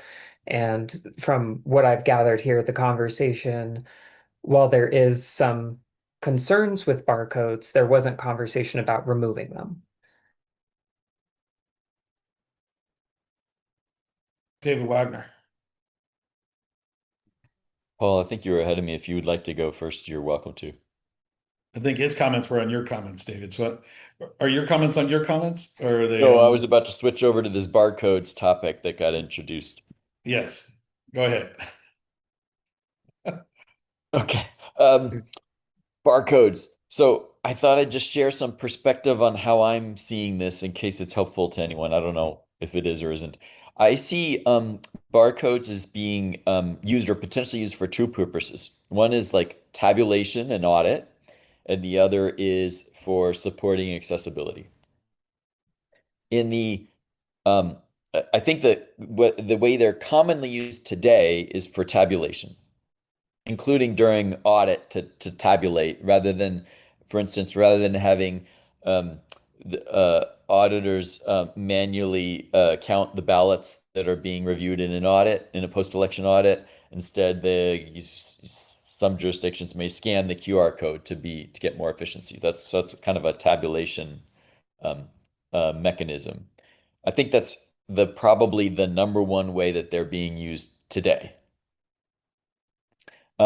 In the election integrity community that I'm connected to, I think there are many folks who are uncomfortable about that and don't really have a lot of concerns about barcodes because of that process of using them for tabulation, which is detrimental to the audit. We'd really like the post-election audits to be done by people counting, not by another piece of software that could also be faulty or be hacked. So I think there's a number of election integrity activists who are campaigning against barcodes, unhappy with barcodes on ballots, concerned about the being misused for tabulation, concerned about what's stored in there, what's the privacy impact. As a voter, I can't like look at a barcode and see if it's correct and if that's what's getting counted rather than what's actually marked or printed in a human readable form, then they're concerned. So that's one aspect of barcodes. We're in the election integrity community, there's like people upset about it, and I think maybe there are election officials using it for efficiency. The second aspect of barcodes is for the potential that they could be used to support accessibility. From my perspective, I don't see it as a must-have, but as a could be useful or could enhance accessibility. It creates the possibility, if you have a barcode with an open data format, that then voters could bring their own personal device with their own software to scan the barcode and have read back what is on the barcode to them in whatever way works best for them and their potential accessibility needs. Of course, you could have the voting machine read back what's on the ballot and use headphones or have it indicated in whatever way the voting machine provides. But if a voter can come with their own smartphone and use their own app, the potential is maybe it could be better customized for them. Also, it's an additional cross-check that doesn't rely on the voting machine. So that's, I think, the potential that we were envisioning in the past on the TGDC as why barcodes or QR codes could be a positive. As a kind of, I think I was viewing it as kind of a compromise position the TGDC adopted, which was to allow and enable the use of barcodes. There were some restrictions put on them that they have to have an open data format so that anyone can build one of those apps, and so that all the information needed is there in the barcode, and it doesn't require some like proprietary something or other to be able to do that. But the TGDC did not forbid their use. It didn't try to respond to these election integrity, concerns about them potentially being misused in the post-election audit in ways that are harmful. So I think that's the stance that was previously taken in the VVSG 2.0 and by the TGDC. So what's changed? We now have an executive order, and I interpret, this is just my personal reading, I interpret that executive order as telling the EAC or the TGDC to get rid of barcodes. Don't allow barcodes or QR codes anymore.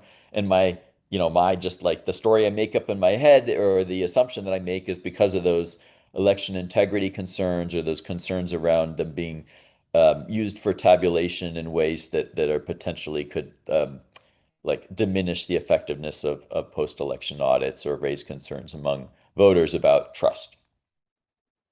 And I view this proposed revision as not doing away with QR codes, saying that they can be present to support these accessibility needs, similar to what we in the 2.0 allowed. A potential concrete practical impact of that is that it may mean that essentially every system that currently has QR codes can continue to use QR codes by saying that we're putting them there for accessibility, and then they could still potentially be used in this way during a post-election audit. So I view this proposed 2.1 revision as continuing the what I would call compromise, or the position that the TGC has already adopted, that would say that QR codes can be present to support accessibility. Now, I don't know if that vision has really been successful or taken off yet. I haven't really seen apps to support this, or much adoption. It doesn't feel like it has really benefited accessibility so far.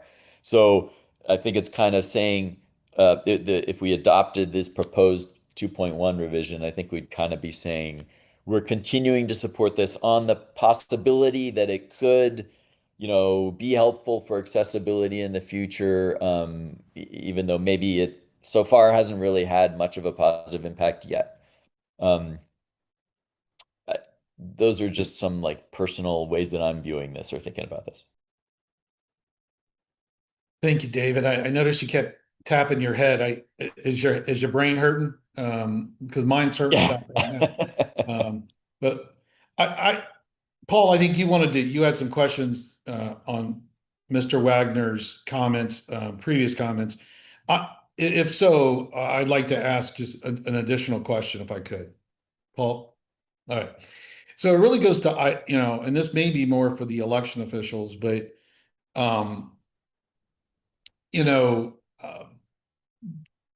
as we discuss the use of barcodes for voters with disabilities, there's not a huge amount of potential negative impact. We wanted to hear from that. We've heard some comments, but I guess my question is for the election officials is, would this have a dramatic impact if you were to just not use barcodes at all with ballot information, just not use it? Would that, what would be the impact on the community? What would the impact to be on the manufacturing, and that relationship on, VVSG 2.0? I just would like to hear that feedback. Well, to that point, Don, I would say that, my current world doesn't use barcodes, with the exception of the device that is mainly used by voters with disabilities. And that is a tabulation issue. As Diane pointed out, it was sort of a easier way to fill the gap with a barcode than it was to build in optical character recognition. And so that's really my main use of barcodes. My only other use of barcodes is the barcoding that comes back with electronically submitted, I say submitted, let me rephrase, my Uakava voting population who use my online ballot marking platform to mark a blank ballot, which they then print and send me, or if they're overseas, fax to me, contains a barcode that if they use the marking tool, scanning the barcode will produce a machine readable ballot. So it is not used in tabulation. It is used in getting us to a place to tabulate their ballots faster and more accurate than having humans do it oval by oval.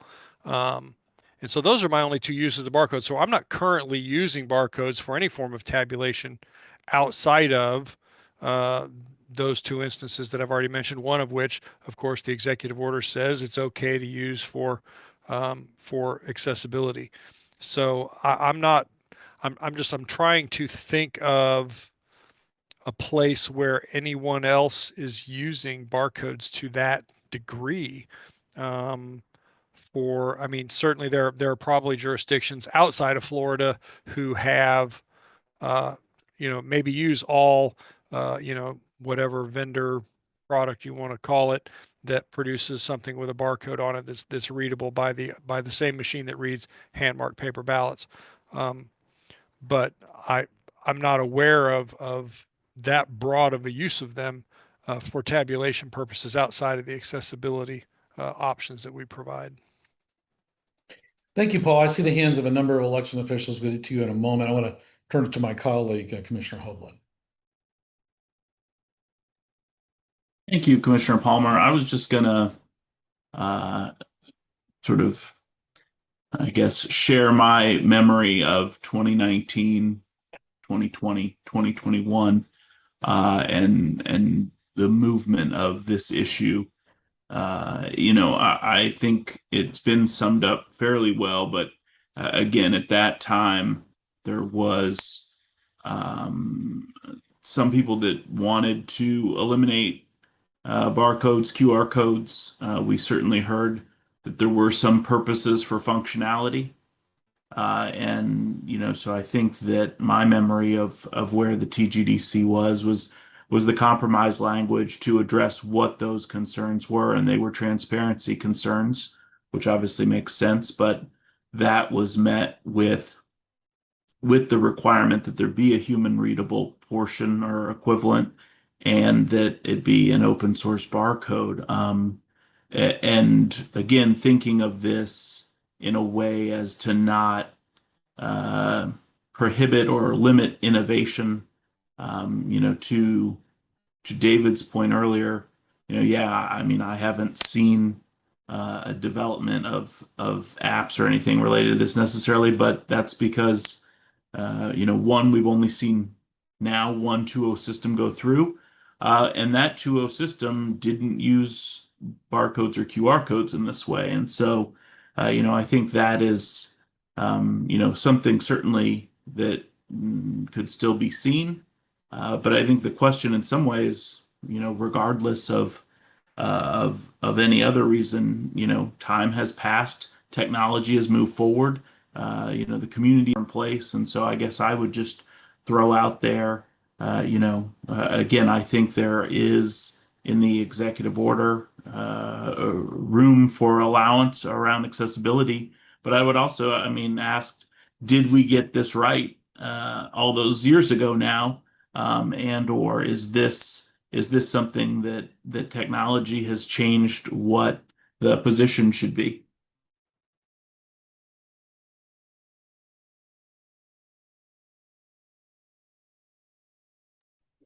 Chair Palmer, you're muted. Yep. Thank you, Commissioner Hovland.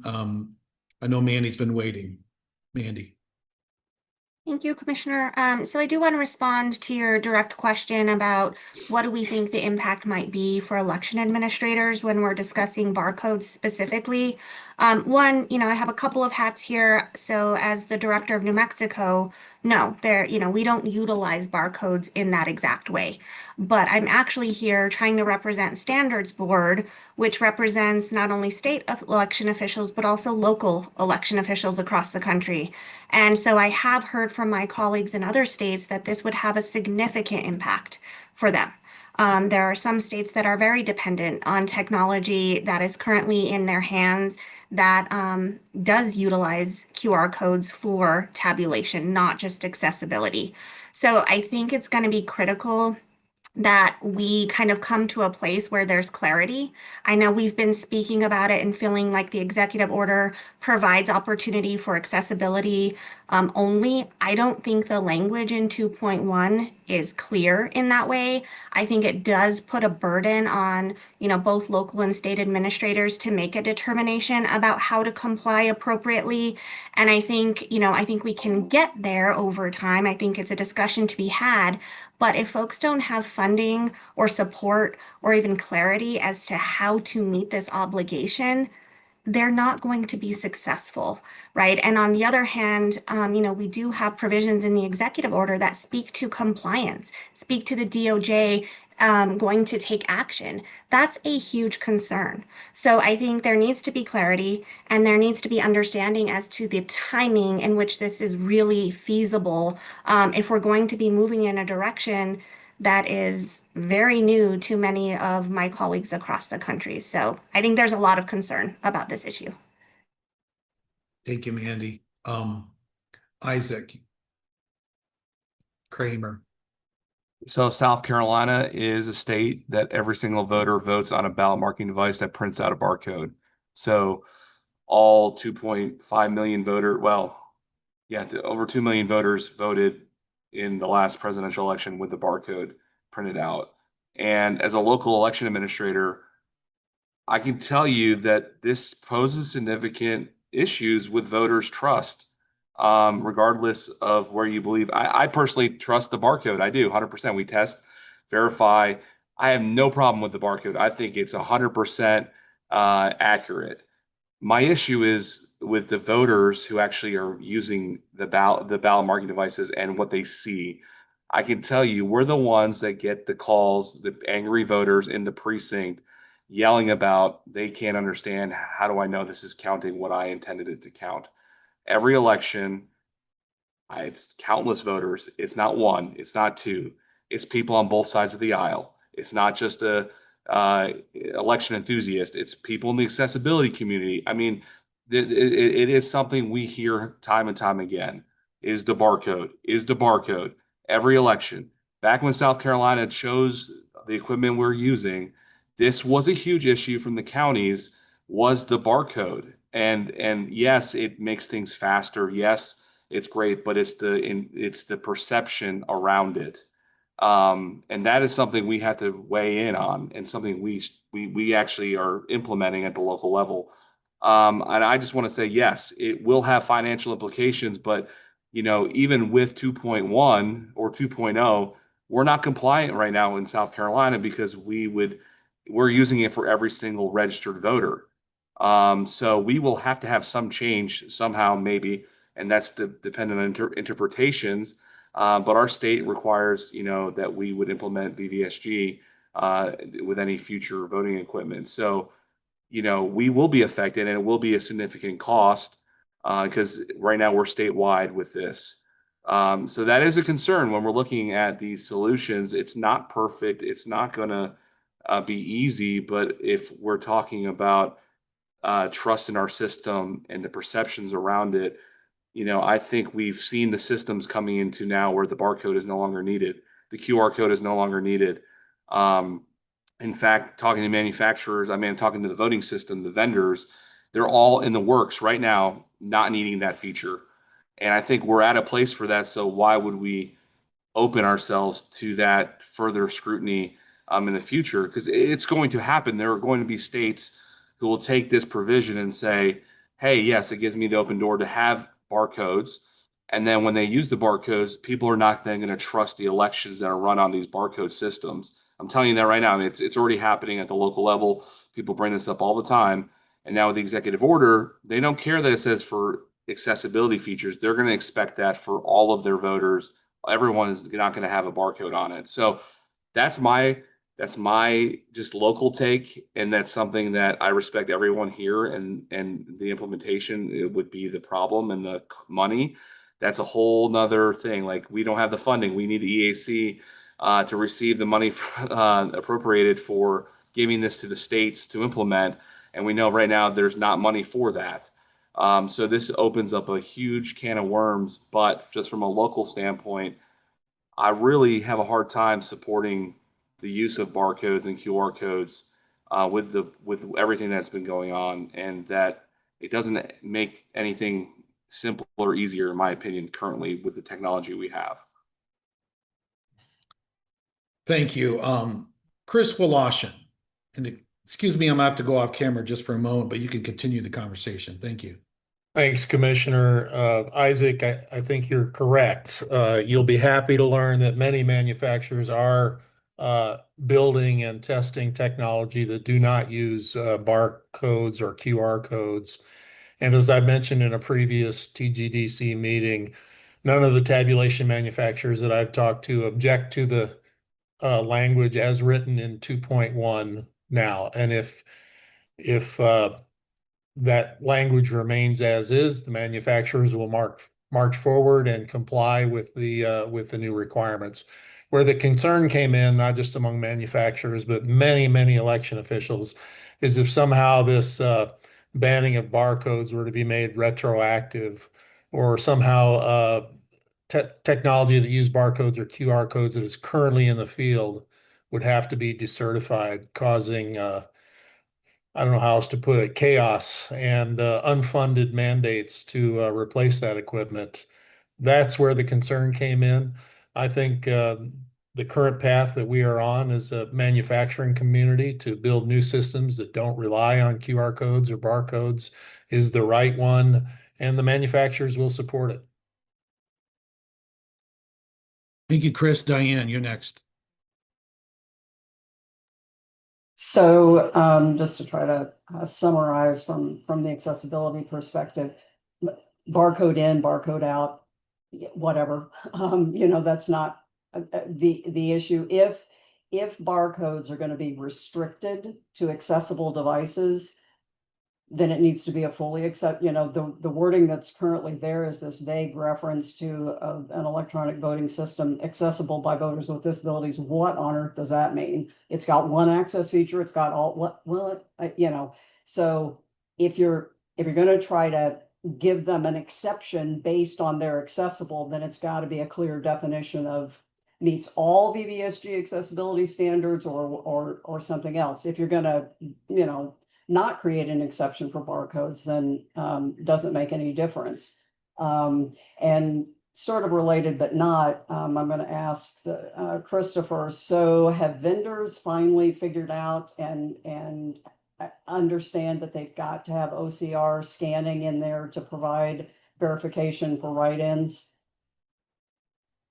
Yes, Diane. Several of the tabulation manufacturers that I have spoken with are either have now or are working on OCR or other character recognition technologies to enable the use of names, candidate names and races in human readable language.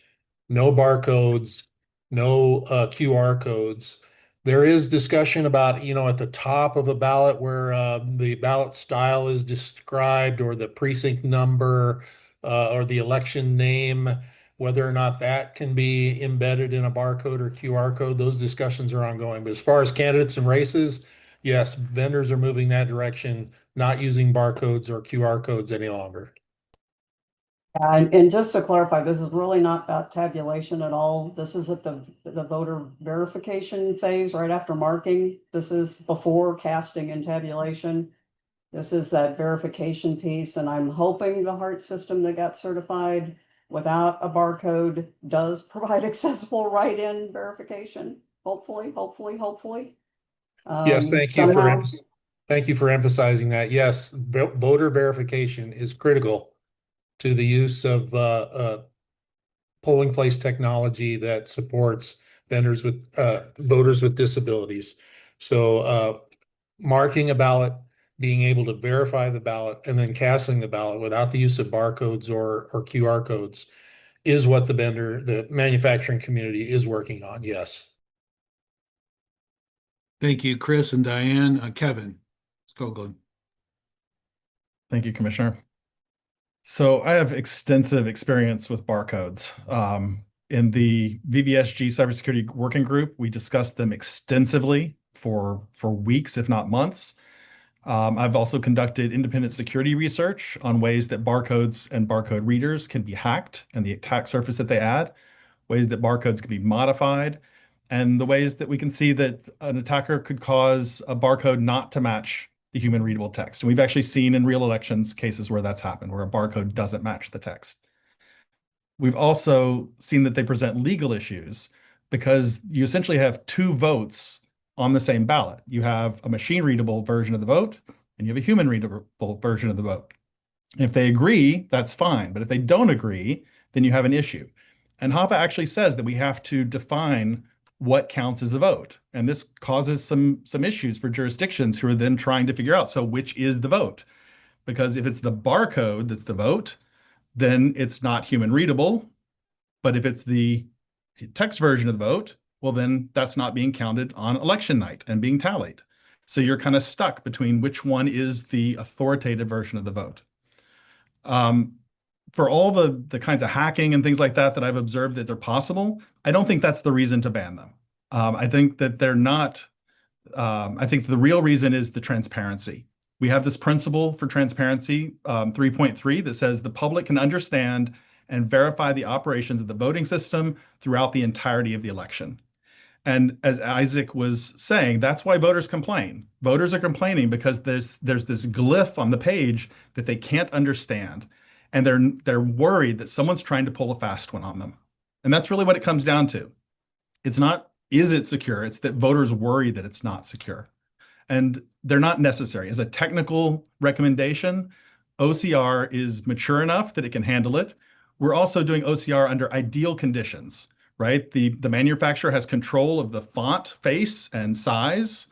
The words that we're detecting are knowable because they're in the ballot definition file, right? We're not looking for any possible name. We're looking for specific candidate names. We're looking for specific offices. We're looking for yes and no and things like that. We don't have to be able to, do OCR for war and peace.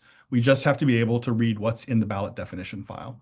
So I have always been in favor of it. When we had the recommendations that we made, that was one of my recommendations, is that we remove barcodes from ballots because I don't think that they serve us well.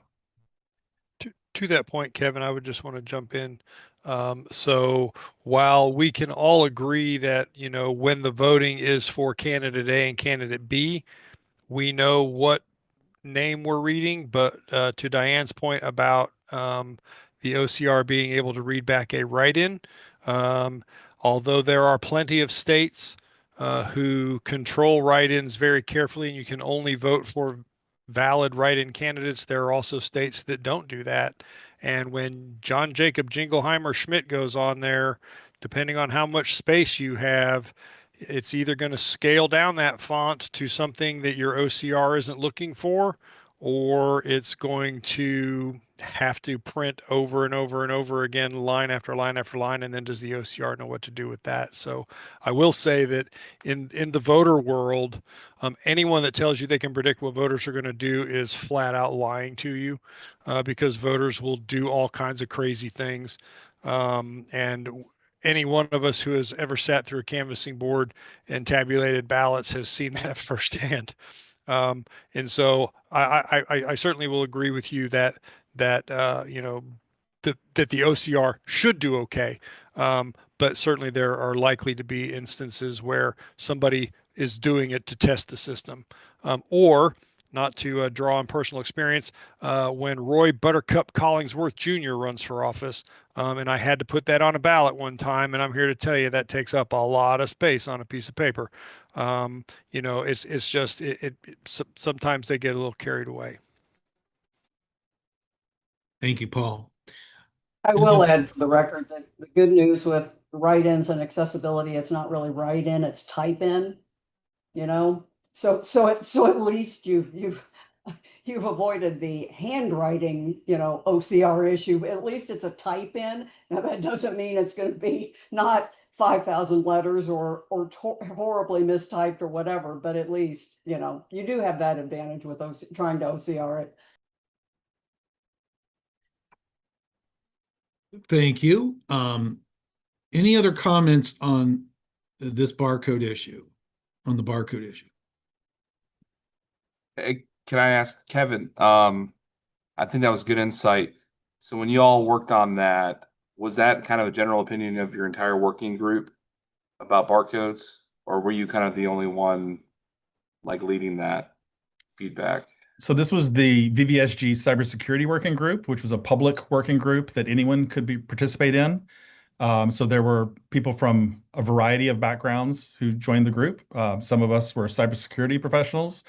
We also had vendors who were there representing their points of view, and state election officials. Anybody could join on any particular day. There was not a consensus. The consensus that we reached is the consensus that you see in VVSG 2.0. But we discussed it at length because it was a hot topic. It was probably the hottest topic of the whole discussion. And still remains a very hot topic. And I think that's the hard part, is because when we implement this, those changes do matter and they do affect real people. And my goal is to ensure voter confidence in every part of the election process. And it's hard for me in that moment to just say, yeah, just trust. You got to just trust it. Hey, don't worry. We test everything. We got it. We tested it 100%. But when they look at that and they're like, I can't read that. I don't know what that is. So that's what I hear every election. And it is hard for me and my poll workers who are volunteers, because they're hearing that. And they're not technical like everybody else on this call to be able to explain that in great details about barcodes and how do we know to trust that vote is what it's intended for. So that's been my feedback through this process. As we look forward to the future, I think that's really important when we think of our standards. If it is a standard that we should not have, maybe we should remove that from the guidelines. Commissioner Hovland. Thank you, Isaac. Thank you. And I have a lot of empathy for that challenge and understanding. I just want to add a couple things, I guess, or just to scope this. I mean, again, I don't think we've seen, the system that you have right now, Isaac, is a 1.0 system, and it is not something that, as I understand it, voters could scan and check. So, I mean, I think that's an interesting dynamic, but I think something that's a bigger deal in my mind is, what we heard from Chris Walashin about the manufacturers are moving that way. I know one of the real challenges in thinking about these standards is, do you create something that limits the potential for innovation and limits how people are creating things, again, or do you let some of the market determine that? Obviously, your state chose what equipment was going to be purchased there. Again, if jurisdictions don't want that, they don't have to have it. Or if manufacturers don't think it's good for business, they don't have to utilize it. But then the other thing I just want to flag, again, here with 2.1, what we're talking about is a minor revision. This section is only talking about barcodes or QR codes that encapsulate the potential to have votes or tabulation. We're not talking about broader usage, for other functionality. As I understand it, this is useful for security. It's useful for things like ballot styles, etc. I don't know that the average voter makes a distinction between a QR code or a barcode for one thing or another. And so, that broader conversation to me would be more like a 3.0 conversation than a minor revision to 1 conversation. So I just want to sort of put those thoughts out there for scoping and thinking through sort of what we're looking at here or how these pieces fit together. Well, and I would add to that, Commissioner Hovland, that despite that everything that you've just said, talk to the locals, and I'm sure not just the locals, but some of the state levels as well. And, what we hear constantly and have heard since 2020 is, you're not using certified equipment because you're not using a 2.0 system. And I'm certain when Isaac gets that phone call from the angry, what's in the barcode voter, him saying, yes, but that's in 2.0 and we're not using a 2.0 system is not the answer that voter is looking for either. So while it is in point of fact good that this is in the standard going forward, that's not going to save us from the public dissatisfaction and distrust that we're currently experiencing. Diane. Can I just point out one other issue that I think we need to think about at least is currently the suggestion is to add to the current barcode requirement by saying that barcodes are generated on an electronic voting system accessible by voters with disabilities. By doing that and not saying anything about it being used for tabulation or anything else, it raises so if it's a ballot marking device and it produces a barcode, it has to be, I'm going to take a leap of faith and say fully accessible. But if it's a ballot marking device that doesn't produce a barcode, it doesn't have to be accessible. Why would, just because it uses optical scan instead as an encoding mechanism, why would that make it just sets up this really odd, if you don't go ahead and say the barcode is used to provide accessible ballot verification, not tabulation, okay, now it makes sense why you're requiring all of them to be accessible and they're used for accessible verification, not tabulation, where you've got this other parallel ballot marking device system that uses optical scan and you're not saying anything about its need to be accessible or not. It just sets up a really awkward something by editing as it's been suggested in 2.1.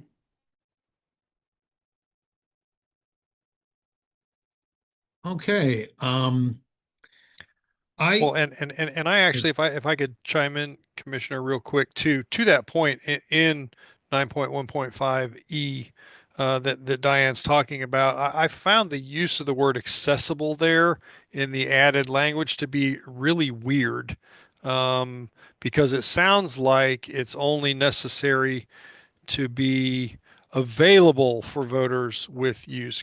It's just the way the word accessible is used there, because they denote, to me, I'm reading that as accessible by, meaning they can have access to it if you are a voter with disability.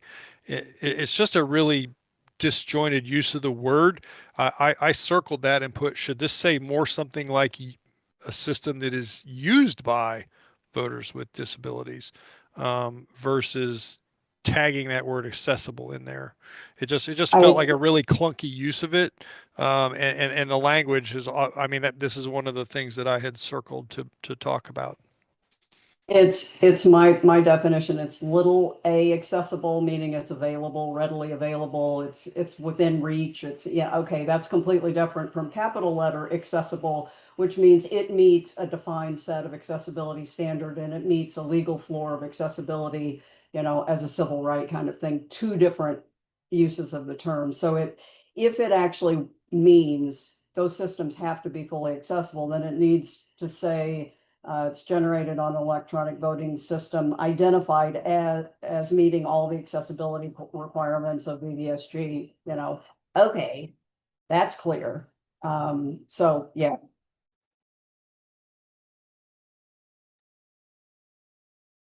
So we have gone another hour and a half at least.